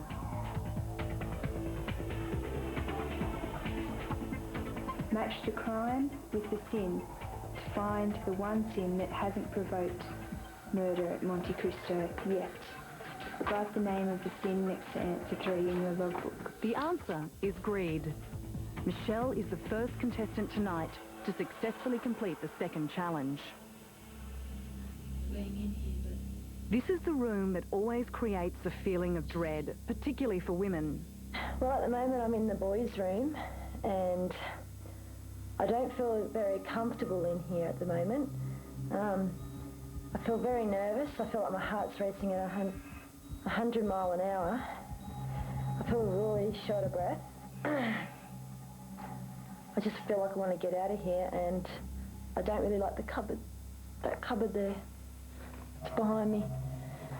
She's not getting any surprises from us in the cupboard. This cupboard here gets me. I don't know what it is about this cupboard, but I just don't like it. Fiona's imagination is running riot. It smells. It smells of someone really old. That's not old, but smells of something that's stuck in here. That's what it smells like. It smells like something stuck in this room. It smells like something dead. Oh, shoot. Just want to get out of here. She's so busy looking at the wardrobe, she misses the crew rocking the cradle behind her. As I was saying... Oh, God. Remember, last week she had the same problem with her camera, and we could not trace the fault. Fiona has a theory. My camera is doing it again. Obviously something's trying to communicate with me. I don't know. Things are hotting up for Dennis back in the caretaker's room. Just felt a vibration with my right foot. Last a couple of seconds. It's gone now. I can feel a bit of heat underneath my groin actually. Make my chair a bit warm. Ooh. Michael takes on the second challenge in the servants' quarters. I've come up with a diary of Catherine Bingham of the most horrible deaths in this place over the years. I'll just go through the deaths. Number 1, a promiscuous and pregnant maid was murdered in her bed. At this stage, he's the only serious challenger to Michelle for the place in the grand final, as the other two failed this challenge. An old maid, unable to have children, throws a baby down the stairs, killing it instantly. With his analytical mind, it should be no problem. So we've got those clues now. What I've got to do now is He just needs to go through the cards and match the sins. solve my last task. But he's soon back on patrol. The picture's up on the wall. Postcard on that picture. Just go and have a look at that. He's forgotten the second part of the challenge. Great.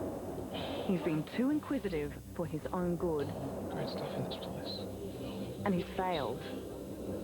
As her time in the room comes to an end, Fiona's still battling the sound effects and senses a masculine presence. I'm just listening to the headphones. Here goes my light again, sorry. I heard a man breathing in it. As soon as I asked him what was wrong and why was he breathing heavy, He stopped. It stopped, and I don't think I got it in time to record it. I do feel a strong presence in here at this point in time. It's not a very good one, but I think he knows that I know he's here. And I'm not letting it get to me. I'm being open about this. Her time's up. You'd think she'd be relieved to see our producer. Don't do that. Oh, shit. Gave me a heart attack. Now all that remains is the contestants' memory tests and tallying their scores.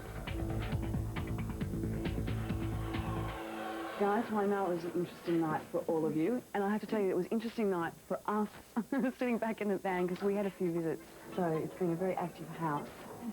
But there is only one winner tonight. The winner tonight is Michelle. Congratulations. So Michelle joins Sam, Debbie and Darren, the previous screen test winners in the grand final. Coming up, we screen test 4 new competitors in the creepy Queen Victoria Hospital. Come on, chemist. Show yourself. Estamos no USA. Our next screen test takes place in Queen Victoria Hospital, built more than a century ago to shut away victims of a tuberculosis plague. When the plague was over, it became a convalescent home for returned servicemen, before its final incarnation as an old people's home. Over the years, hundreds died here. Many spirits are thought to remain. We shall explore the dark recesses of the Queen Victoria Hospital, right here on Scream Test. My name is Karen Meg. I really want to see a ghost. That's my aim in life. My name is Jason Norrie. I've never encountered anything, and I always wanted to. I wish there was something else out there, but I haven't found it yet. My name's Selena. I do believe in ghosts and I believe in spirits, and I believe that I have a guardian angel because I've had experiences where I know that there's something there. My name is Tani. If it's someone that I can physically fight, it's okay, but if I don't know where they're going to come from through the wall or through the floor, that's what freaks me out. You're going to take part in a scientific experiment to determine the type of paranormal activity that is happening here at the Queen Victoria Hospital. Tonight you're functioning as a biological recorder, and all your thoughts and impressions could be instinctive or subconscious reactions to the paranormal activity in the room. But this is also a competition too, so only tonight's winner will go on to the grand final where we'll determine the series victor. Let's take a look at the Queen Victoria Hospital.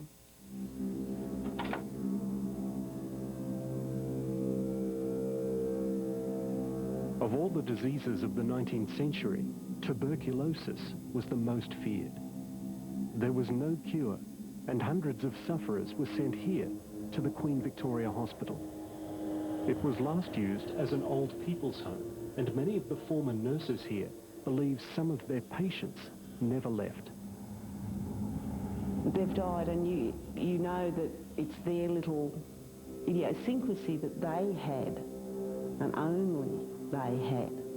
You walk through the ward to do a round, I'd hear these mumblings and knowing that that particular resident wasn't there anymore. Some nurses have had experiences that terrified them. Downstairs, the door opened. I went back, I closed the door and it clipped, it sort of latched. Walked away and the door opened and I thought, I'm out of here. With all the past stories that we all know of, you know, I'm sure it's haunted. I do believe the place is haunted. Eliza, and if you'll look at the wall there. Now you're going to enter 5 separate rooms. Be attentive at all times, okay? And good luck. Contestants will not be told if the things they experience are effects created by the crew or genuine paranormal events. Tani will first spend time in the basement. She's previously had a psychic experience. For this vision of this woman walking down the stairs, but it wasn't like a vision, she wasn't see-through or anything, it was a real woman walking down the stairs. I said, oh my God, it must be my nan, and I rang home, and at that exact moment that I saw the vision, she was clinically dead. I'd like to have the door. She's nervous before she even starts the briefing tape. The basement is home to one of the strangest stories in this hospital. Among the many unexplained noises, cold drafts and voices, was one shadow that used to visit the basement, often seen in this picture. You'd walk past the picture and it's pretty with a lane and pretty trees and a path leading off into nowhere, and some days when you looked at the picture you'd see somebody walking down the path, and then later on during the day if you looked at it she wouldn't be there. Another nurse that used to work a lot of night duty had said that when there was a death they would see shadows going towards the picture and disappear into the picture.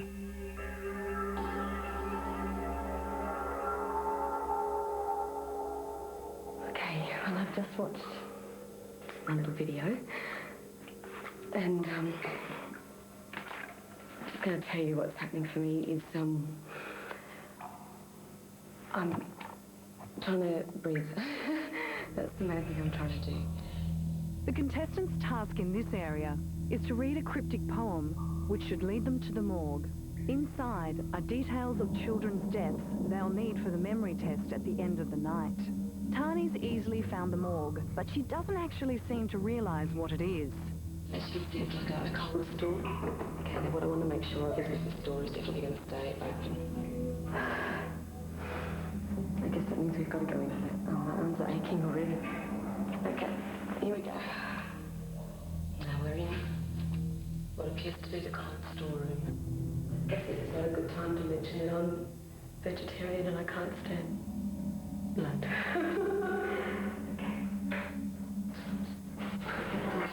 God, these noises in here are can't keep it. The door's creaking. She's picked up on one of the crew's sound effects. Okay,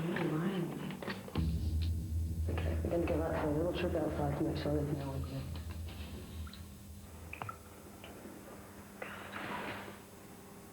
I can definitely hear footsteps. This door's opening. And vibrations in the walls. They have been laid to rest.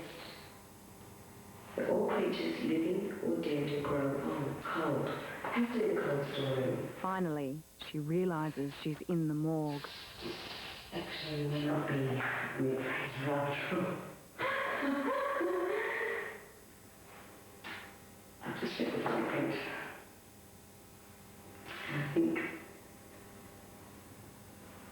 I think it's the mortuary.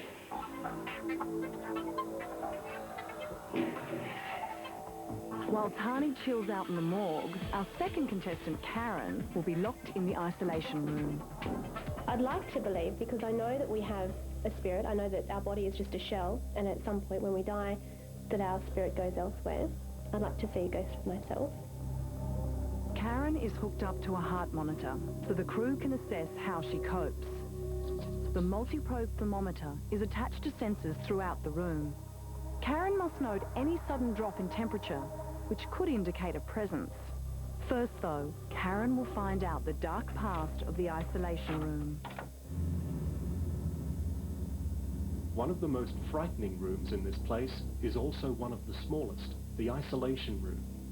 This is where the TB sufferers were brought when there was no hope of recovery. They were brought here to die. Sue Riley is a skeptic, but even she hesitates to enter this room. I couldn't tell you exactly what has happened in here, but it's always given me really bad vibes. I used to come in here and get a chair to take out to sit on during the night. I'd run with the chair.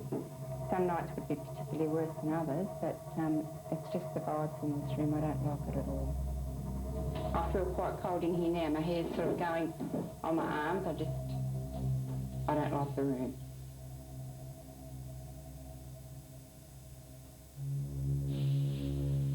Just got some equipment set up here to determine the presence of any possible ghosts. I guess it feels like a little bit negative in here. There's something bad has happened in here. But no actual ghosts yet. Still reading about the same 18 to 20. Ruth thinks Karen has a spirit behind her. The corner in the isolation room that's acting as the one behind her? Yeah. Okay. The readings haven't really changed since I've been in here. She's missed a 4-degree temperature drop. So maybe the ghosts don't want to visit me. There's someone in there. I mean, I can see them now on the view screen. I can see the spirit there myself. I don't see anything, but I can definitely feel negative vibes. It's definitely getting a bit colder in here. I'm starting to feel a bit weird, actually. I think there might be a presence in the room. Is Karen alone? Estamos apresentando Scream Test. The skeptical Jason is heading towards Ward 2. Nothing scares me. I haven't found anything that scared me yet. When I was younger, my dad used to get the fear out of us. His task is to record any unusual sounds. He's about to learn the history of Ward 2. Sean Adams used to work in this ward with the elderly patients. While many of the patients would tell stories of seeing children at the windows, one patient, Eric, had stories she can't forget. The old man, you would go in to help him. Yes, please. And he'd say, "Go away, the children are here, looking after me." He could see them, and he'd look around and he couldn't see them at all. Well, I couldn't. On the bed? Right, on the bed. Okay. I'll give you a few extra for the children. Thank you. He was happy when the children were there. Thank you. See you later. Some nurses also heard these children. You go for a quiet break, read a book. And all of a sudden you hear the doors open and close and the sounds of children playing, voices and pitter-patter running up and down the corridors. The happiness of their voices and laughter. They're having a great time. Sue Riley also heard them, though her children were far from happy. Just the child crying. I said to one of them, "What's that noise?" You know, and they heard it too. And one particular nurse said, "Oh, there was supposed to have been children that died up here." In 1907, 118 children died in an epidemic and are buried in a mass grave in the grounds of this hospital. Let me go see what's happening in this room. You hear it, the windows are rattling. Could be the wind. I'm sure that's what it is. I don't think anything else would be out there making that kind of noise. Jason's our most determined skeptic so far. I don't hear any crying children. I don't hear anything.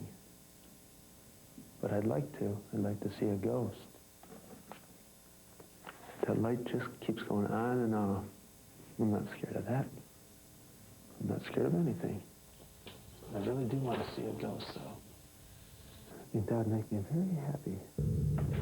Selena is going to Ward 1, the room of the TB challenge. I believe there are spirits with maybe some unfinished business that are around. I'd love to be able to hear them or see them. I want to know if there's something that I can do to open the door to allow that to happen. First, though, the briefing tape. Jackie Isles often worked nights in this ward. It never bothered her until she had one haunting experience. Sitting in the ward, just writing a few reports, sense that something what I thought was a woman in a nightie just sort of glided past.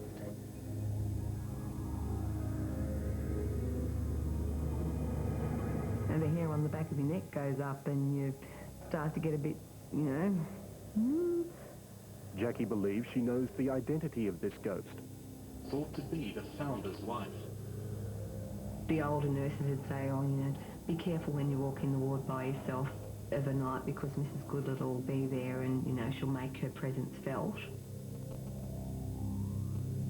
TB or not TB? In this room, contestants must read about TB. Tuberculosis, or TB, has existed since at least 2000 BC. There is a flask of harmless fluid said to be the contents of a TB sufferer's lungs. It's yellow and cloudy. Contestants must measure the quantity by transferring it using a pipette. Looks like Selena didn't pay attention in school chemistry lessons, or when our producer explained which end of the pipette to use. Didn't work.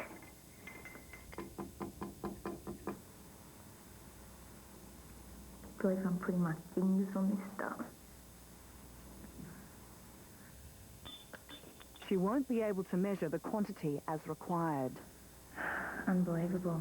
You're a bloody idiot, Selena. Bloody idiot. If I had...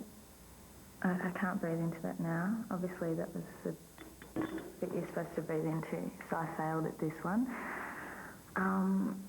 What can I do now? Give up or just try and succeed at every other challenge that I have? That's what I'll do. In Ward 2, even though the crew hasn't asked for it, determined skeptic Jason is taking an inventory of the room. 6 mirrored wardrobes, 1 set of cushions, stickers, 1, 2, 3, 4, 5, 6, 7, 8, 9. Look, he's just so into his head. Look, everything's his head. Look. Now this. The one thing he doesn't take stock of is the wheelchair. Okay. That just moved.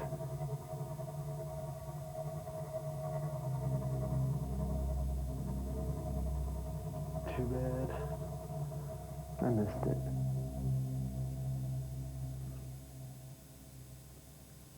And I was standing right next to it, too. He's determined to find out how the wheelchair moved. Wheelchair needs a flat back tire. All the tires are flat. He's right in assuming it's one of the crew's effects, but he's failed to prove it. Karen's off to Ward 1, the room of the TB challenge.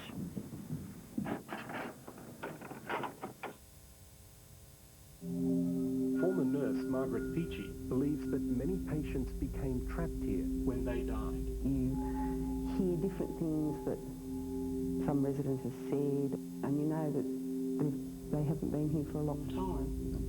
One of them might have stamped their foot quite often or made funny noises, but you know who it was. Like many other nurses, she thinks that when a patient dies, it's important to let their spirits out. And I'm a great believer in opening the windows for the souls to fly out.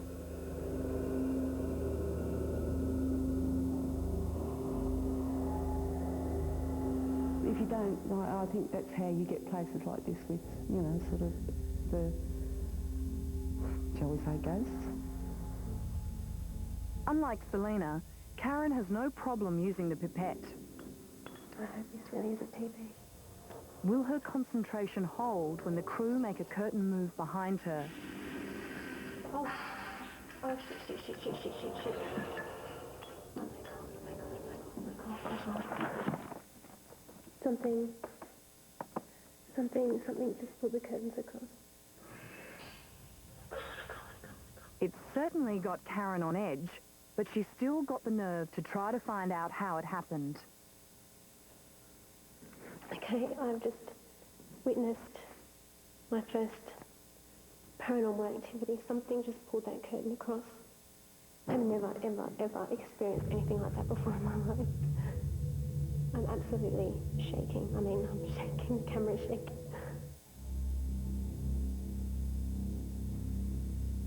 We left Karen in Ward 1, convinced she'd seen a ghost. Definitely a presence in this room. Ruth has similar feelings in this ward. I'm seeing someone over this direction here who has like bed sores or something, pacing. And there's definitely a lot of pacing, a lot of footsteps. I'm just trying to calm myself down. Just waiting to see if it comes back.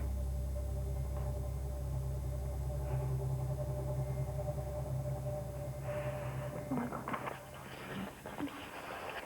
This is not one of the crew's effects. I think there's something down there in one of the end beds. Definitely something else. Just walked in and out of that door. Karen believes she saw this door open. I guess I'm starting to believe now. The door is locked. I swear to God something came in that door. I know, I heard the breathing and I heard it open and close. I saw it open and close.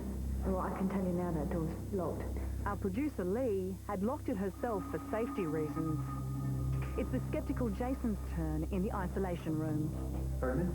where Karen was convinced she felt a ghost.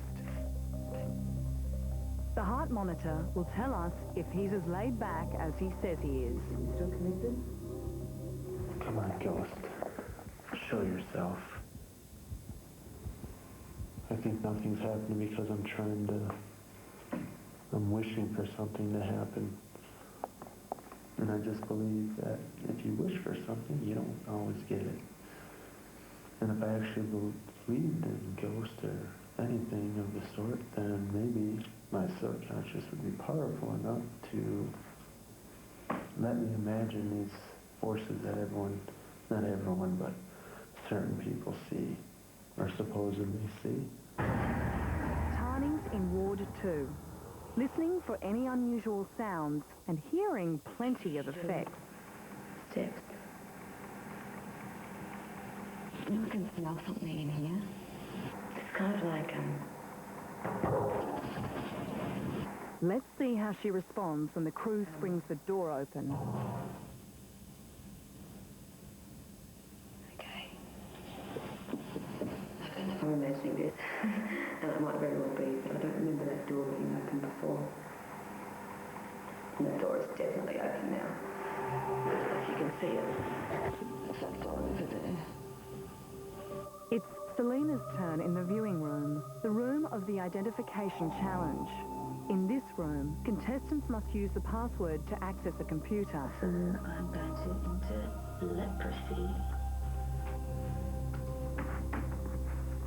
Once into the program, they must search a virtual recreation of the viewing room, where bodies were identified, and find a real letter. A letter. My darling wife, I hope that this letter reaches you before I am no longer able to correspond with you. They must then work out the person's nationality, their name, and the date they died. So the first one is Luigi from Italy. We can discard that straight away because I'm looking for an English person. Edward Thornhill died on the 22nd of February 1907, which was only, my maths, 9 days after he wrote the letter, so it's definitely got to be him. So I'll write his name down. Selena has successfully completed the second challenge. We left Jason in the isolation room, eager to see a ghost. Ruth was right about this room. He could get his wish. I'm being pulled to this corner, and it's like an entity here in this corner. I feel it very strongly. Jason seems to have sensed something in the exact spot that Ruth did. For some reason I keep looking in this corner over here, but I'm not sure why. But something has me keep looking over there. Still to come, oh my God. Selena makes contact. I just want to be your friend. Estamos apresentando no USA. Jason's now taking on the TB challenge in Ward 1. If this is how they had to do it back in the old days, that's quite disgusting. And there's a little couple drops. Okay. That curtain just slid open. The moving curtain effect freaked Karen. Will Jason be cool enough to find the password to the identification challenge? And my back is getting sore, but my legs aren't sore anymore. Psychics believe a sore back is a manifestation of paranormal interference. A little bit of headache. Don't know what that's from. I'm sure it has something, maybe it has something to do with the evil spirits in the room, but probably not. It's a sensitive Karen's turn in the viewing room. I need to look for clues to move around the virtual room and cough and click.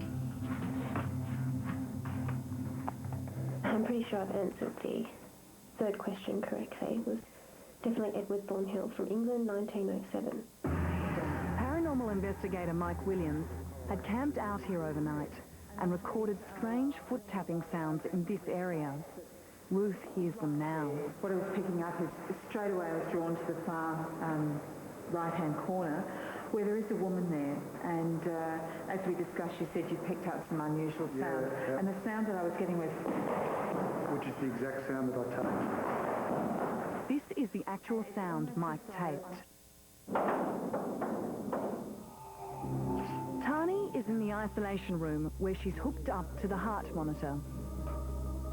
This is all a bit kooky, and I don't know if this can be explained. I rewound the tape. I definitely personally pressed that button, and I rewound that tape. And it's just gone forward a little bit. I'm drawn to look up, which is... She feels compelled to look up into the corner, just like Jason had. No, I guess I should use my little still camera and just...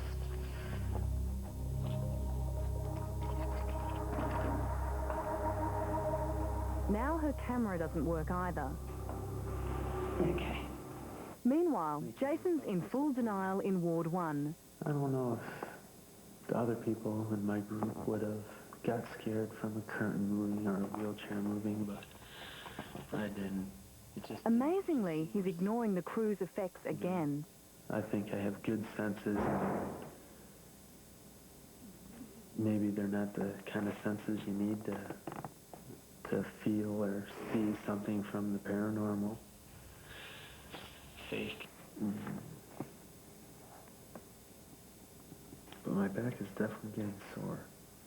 And I'm not the type of person to get a sore back for no reason. My legs are still getting tired and actually kind of sore too. I don't know why, but my headache seems to be getting worse and worse. Okay, 2 times in a row, my camera has turned itself. At last, he acknowledges the crew's sound effects. And now I'm hearing music over. I'm not even touching this damn button. It's now Selena's turn to search the basement for the morgue door. Oh my god. Oh my god, I just hit the bathroom door. Oh shit. That was definitely the bathroom door because it creaks. And there's nobody out there.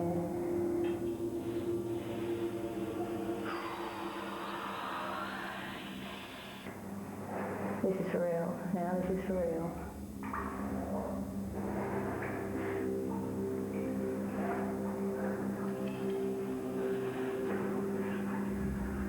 Oh my god. She can see it's not the morgue. Hello. All the crew has done is put up a no entry sign and wired the door shut. There are no effects in here. Hello? Am I allowed in? I'm not here to harm anybody. I mean, no harm at all. I'm ashamed. I just want to be friends. I've got a lot of love. I've just been told by the psychics I've got a lot of love in my heart, and that's all I have to give. And if there's somebody who wants to meet me or let me in, do you hear that?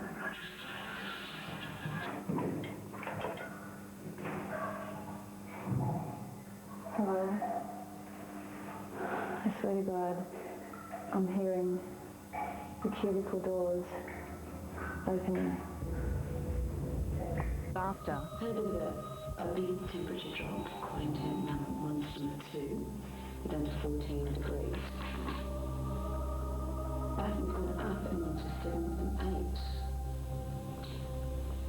8. My battery ran out about 2 minutes after I got in here. I don't get anything on video. The camera would not work. Tani's experienced the tape going forward and her camera didn't work, but she can't make our producer Lee believe it. It's working fine. It's working on the phone still. It did it by itself. I don't believe that, did it by itself. It's on there. You haven't got that. Oh my God, there's a rewind sound and it was up there and it was all going backwards. What's the use thought someone was in here? I could hear water running and kids being washed. There's a lot of spirit activity in this room. All right. So you were picking up on a lot more than you realised. It's right in the corner, back in the corner. Max and Ruth believe that Tani is displaying psychic ability, so take her to a staircase where they have seen a ghost. What are you picking up now? Are you getting anything at all? Ruth tests Tani to see if she feels the same presence. Any other emotion? It's like aloneness. No, it's in a fetal kind of... It's a crouching down. Well done. What age group is he? Oh, 50 to 60. Thank you. Good girl. Dark. He's like Arabic, or he's greying, but he's dark and older. He's wearing like a singlet that's dirty and it's got like red mud on it, or like dried blood? Cruelty. Okay, from where? Down. Now on the way to Ward 1, unexplained music is heard not only by Tani, but by Lee and the camera crew. Thank you. Come back up there. Come back up there. Stop now.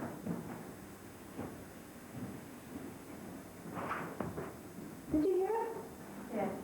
There is no explanation for this, but we were able to isolate it to this sound.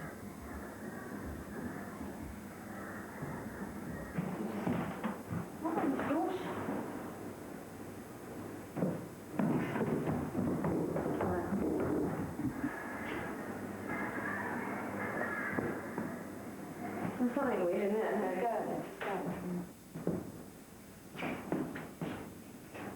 It's not a good one. I want to get out of here. It's the closed basement is where I'm supposed to go. Just find the clues. Just like Selena, she's drawn to the toilet. God, that door has opened more, I think. I'm freaking out here. I don't know if I'm supposed to go in here.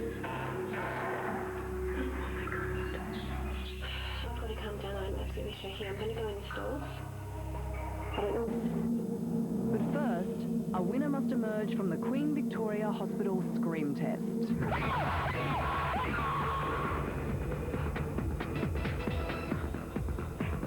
I can feel ghosts.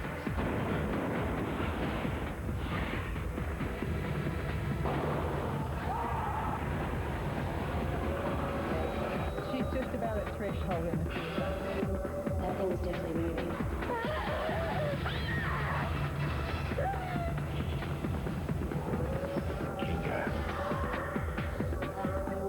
But you're not going to beat me.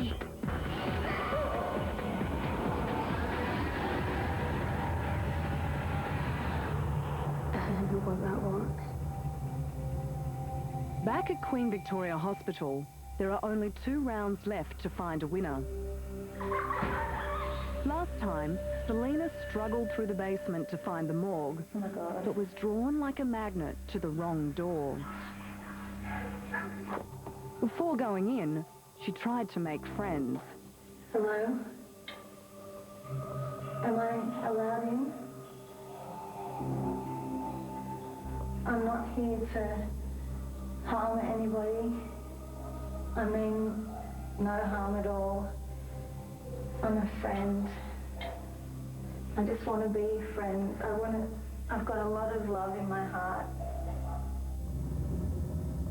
Now, with only 2 rooms to go, Selena must take on Ward 2. This is the room, remember, where the cynical Jason picked the crew's wheelchair effect but couldn't prove it.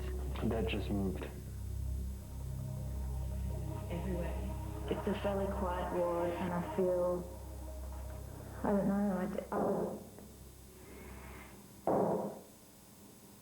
Hello? Selena assumes all the crew's effects are ghosts. Hello? Maybe there's a kid in there playing hide and seek. This is what I'm thinking. I don't know, but... Oh, hello? The wheelchair behind me, did you see that? The wheelchair behind me just moved. There's people in here. I don't have... Oh! The cupboard door just opened. Would you like to talk to me? I'm a friend.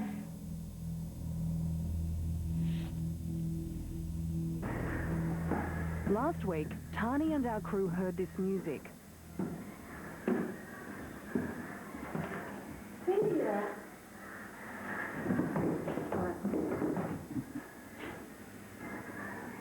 We isolated the sound later, but still cannot explain where it came from.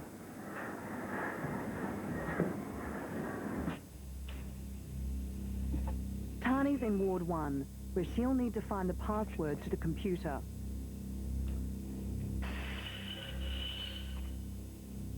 Okay. Something really scary just happened. And... But she's unsettled by the crew's moving curtain effect. I'm really too frightened to explain it. My heart is not doing too good right now.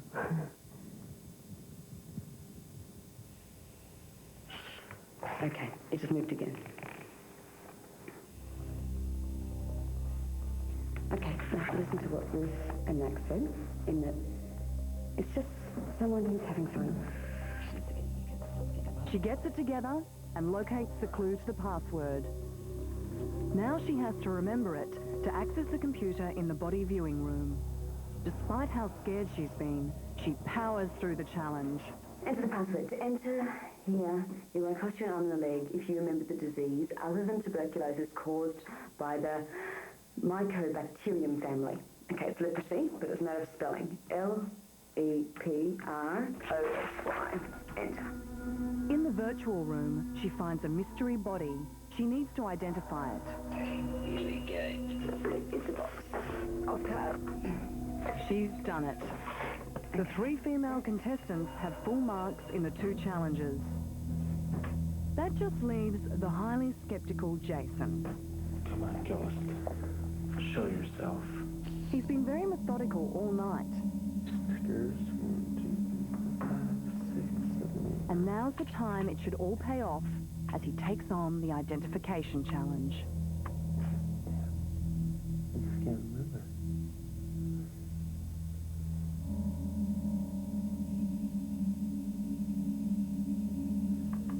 See, now I'm getting really pissed off at myself because I can't remember any of this.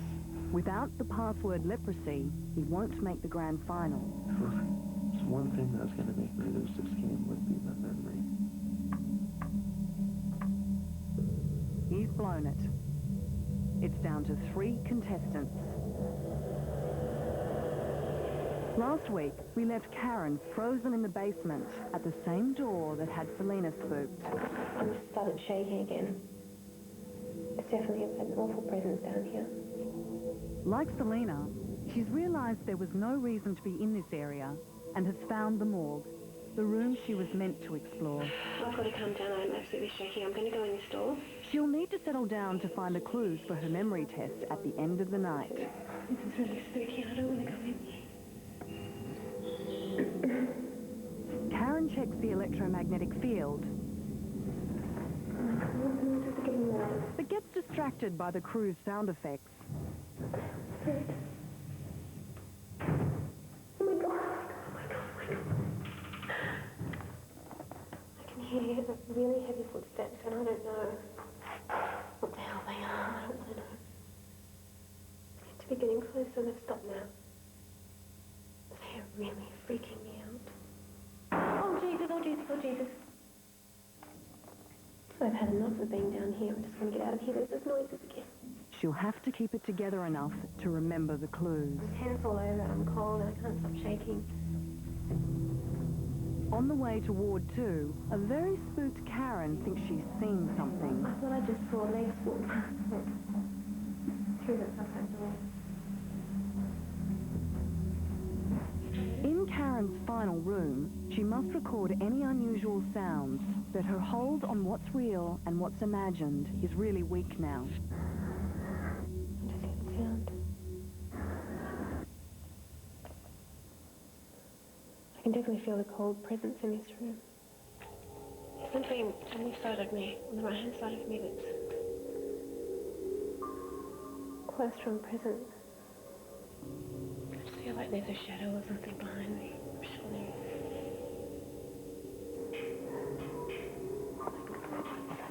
What is that noise? Oh, shit.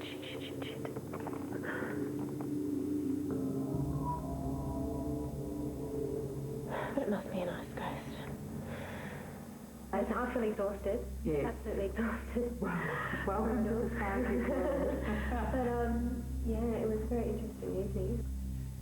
Selena's heart rate will be monitored as she tackles the isolation room where TB patients were sent to die. The nurses who worked here hated this place. I feel quite cold in here now. My hair's sort of going on my arms. I don't like the room. It's just the vibes in this room. I don't like it at all. I have a guardian angel. I believe that I have a guardian angel anyway in life. I believe that I do. But I have a little kind of token of the guardian angel that I've carried with me tonight, and it's been with me everywhere I've gone. She could need her angel. Her EMF meter is giving a way higher reading than it should. Oh my God, my electromagnetic field is just, we're in 22, in the 20s. Okay, there's somebody in here right now. I'm going to take a photo of the corner that I feel the most uneasy, I guess, and the coldest. It's the same corner where Ruth, Jason and Tani felt a presence. My tummy really hurts over here. Like I feel like my insides are just, oof. Tani also had stomach pains here. This room is really freaky. I feel... Her heart rate's shooting up and is causing concern in the van. I don't know what's happening in the isolation.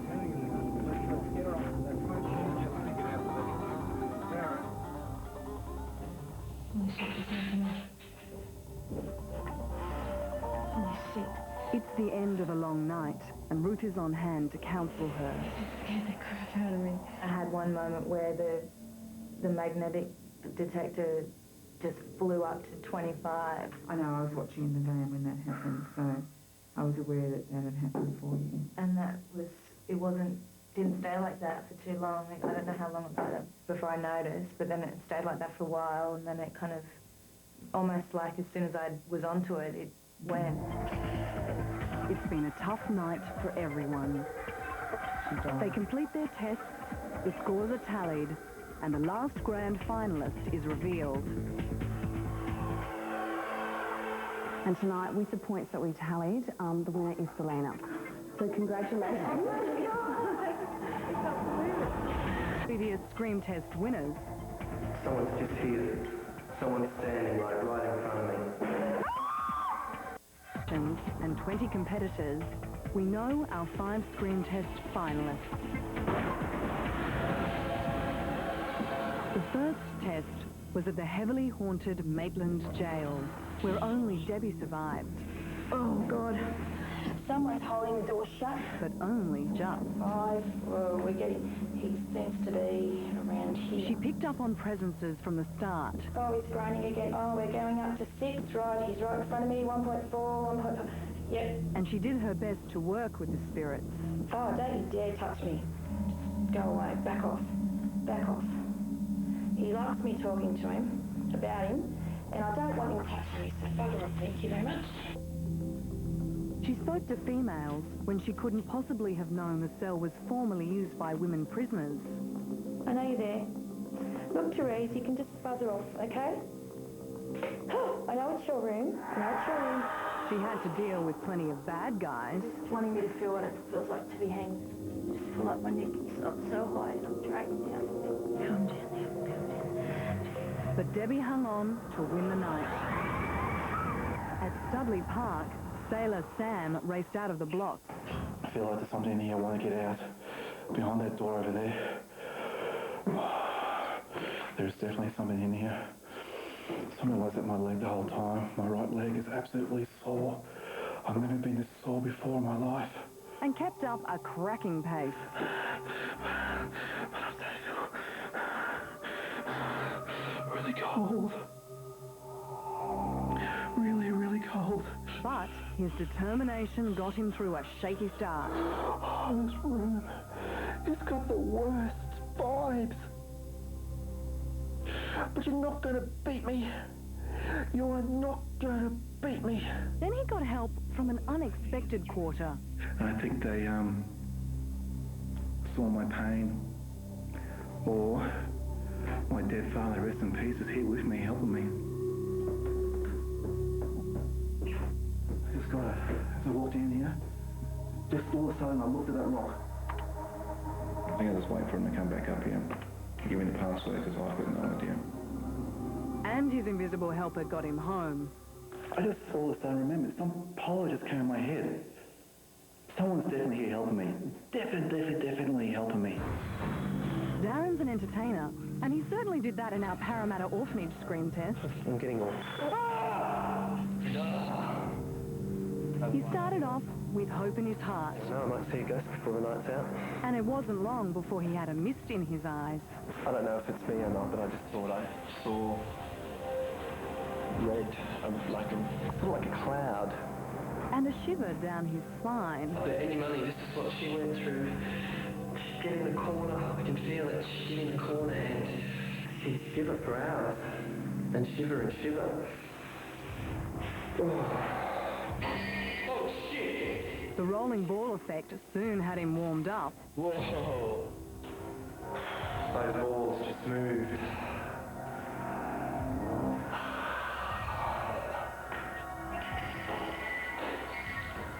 See, they don't move on their own, so she's in here with me.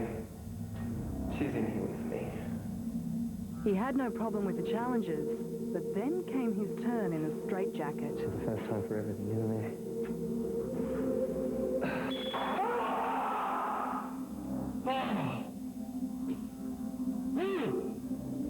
That scared the shit out of me. But guess what?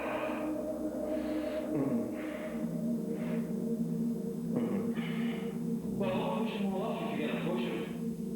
Don't suck around. We're already scared shitless anyway, so doesn't matter. It was a close contest, but Darren won through. I don't know if that's a good thing, is it, Darren? Monte Cristo saw Michelle stop the heart monitor in her first room. Right now, there's not really a lot we can do about that. It was the night we had unwelcome guests in the control truck. Where's that sudden chill come from? I don't know, it's cold, isn't it? Someone's just walked in. At the same time, the equipment went haywire. My own camera light is flashing on and off at my face, and this is really, really... First the contestants. Serious. Then ours. Going.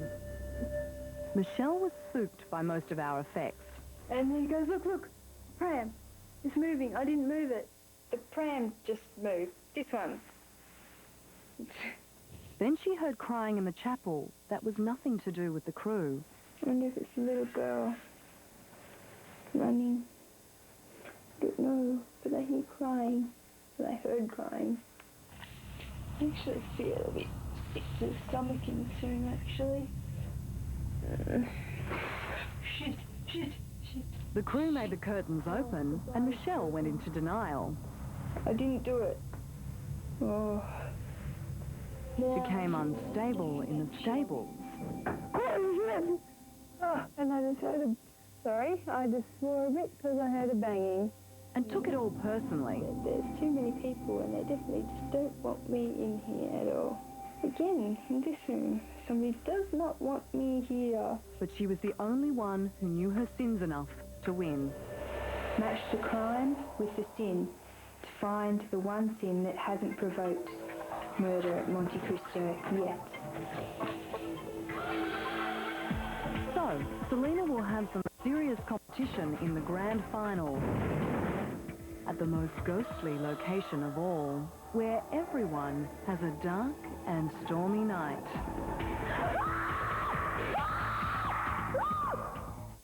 Estamos apresentando His first quarantine station. In a century and a half, more than 500 ships arrived here, packed with new settlers.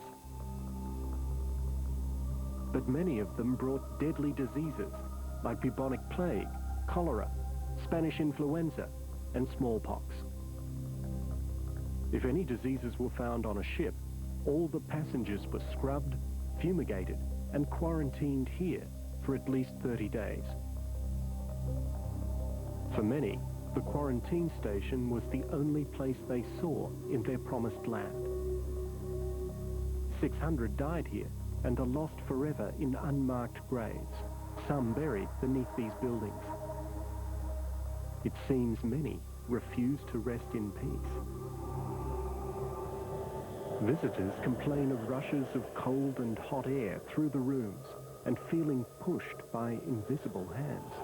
Some have even seen ghostly figures dressed in clothes from another era. We set the mood for our 5 finalists, bringing them in by boat, just as the unfortunate migrants had arrived. Like previous scream tests, the contestants are stripped of mobile phones and watches, so they have no reference to time or the outside world. Ladies first, to the room right through. As this is the grand final, there is an extra twist. They are given the characters of migrants who died here. Is that clear? Rout, Ritson, Lucas, Logan, Hawkins. Thank you. Now tonight the winner will be determined by the highest number of points scored. And the most important thing he will be awarded points for is recording all your experiences of the paranormal on your video diaries. Points will also be awarded for your character profile descriptions. They will find clues about their characters as they tackle the rooms. However, if you are physically or mentally overcome during the night or you're too frightened to continue, we do have our trained medical officer here with us, and the producers will be not far from the rooms so they can get you out at any time. The contestants are given the same ghost-busting kit as in previous rounds. Okay, electromagnetic field testers, remember how to use them? Everything has been checked and is working perfectly when they receive it. The quarantine station is spread over a wide area, and contestants are separated and sent to various rooms. I think you have a good chance of winning tonight. I'll do my best, let's put it that way. It's more a challenge against myself to see how I last, because I feel everyone's pretty good. You get on pretty well, and I just feel it's more to see how I go against myself, you know. I don't think it could be as bad as Maitland. I think that was Hill. The shower block was built over the graves of passengers who died on the first ship quarantined here. On arrival, they were locked into the cubicles for a disinfecting shower of hot water, soap, and carbolic acid before changing into their newly fumigated clothing. All the time, they were spied on by an attendant checking to make sure everybody followed correct procedure. Some believe that one of these men can still be seen here. I had a tour group I was bringing in here one day, and we were walking through, and I was just telling them of the processes that we go through, and suddenly doors in unison just started opening and closing. I've never seen that happen before. There was no wind, no nothing. Very weird. The crew's sound effects have Debbie primed to receive. I've only been in here for about 10 minutes. It's quite unpleasant already. I'm just going to hang in here and just hope that it's okay. The area next to me, oh God, there's a lot of banging going on in here. Footsteps, can you hear the footsteps? getting bigger and louder. Okay, I know you're here. I acknowledge you're here. Okay, what's your problem? I'm sorry you've been suffering so much. Why are you so sad? Oh, please don't do that. Why don't you come and talk to me instead of banging? That would be much more pleasant if they talked to me. Can you hear that banging at the moment? Oh, there's a man in here too named William. Come on. Okay, William, what's the problem? Okay, just 90. This is an electromagnetic tester I'm actually using at the moment, and I actually just got a reading of 99.1, so I think there's something going on. Now it's gone down to 0, so as soon as I said it, they sort of walked past. It's just like somebody just walked past me walked through the room. If she's got it right, it's an amazingly high electromagnetic field, and with no explanation. Oh, what was that? Somebody just threw a stick at me? Okay, I get you. Again, that had nothing to do with the crew. Okay. What's well, okay, I'm doing a bit of exploring here. Don't really want to, but I will. It's very hard to see in the dark here. All right, okay, who's in there? I prefer to go back where I was, thank you. Back. And the one behind me, will you, no, you can back off, thank you. Because there's somebody behind me, grabbed me on the back, and my back. Shit! I am sitting in the corner here. Oh, God. I'm sitting here in the corner. I'm not moving. You want me in the aisle all you want. I'm not giving in, but I'm not going in the aisle.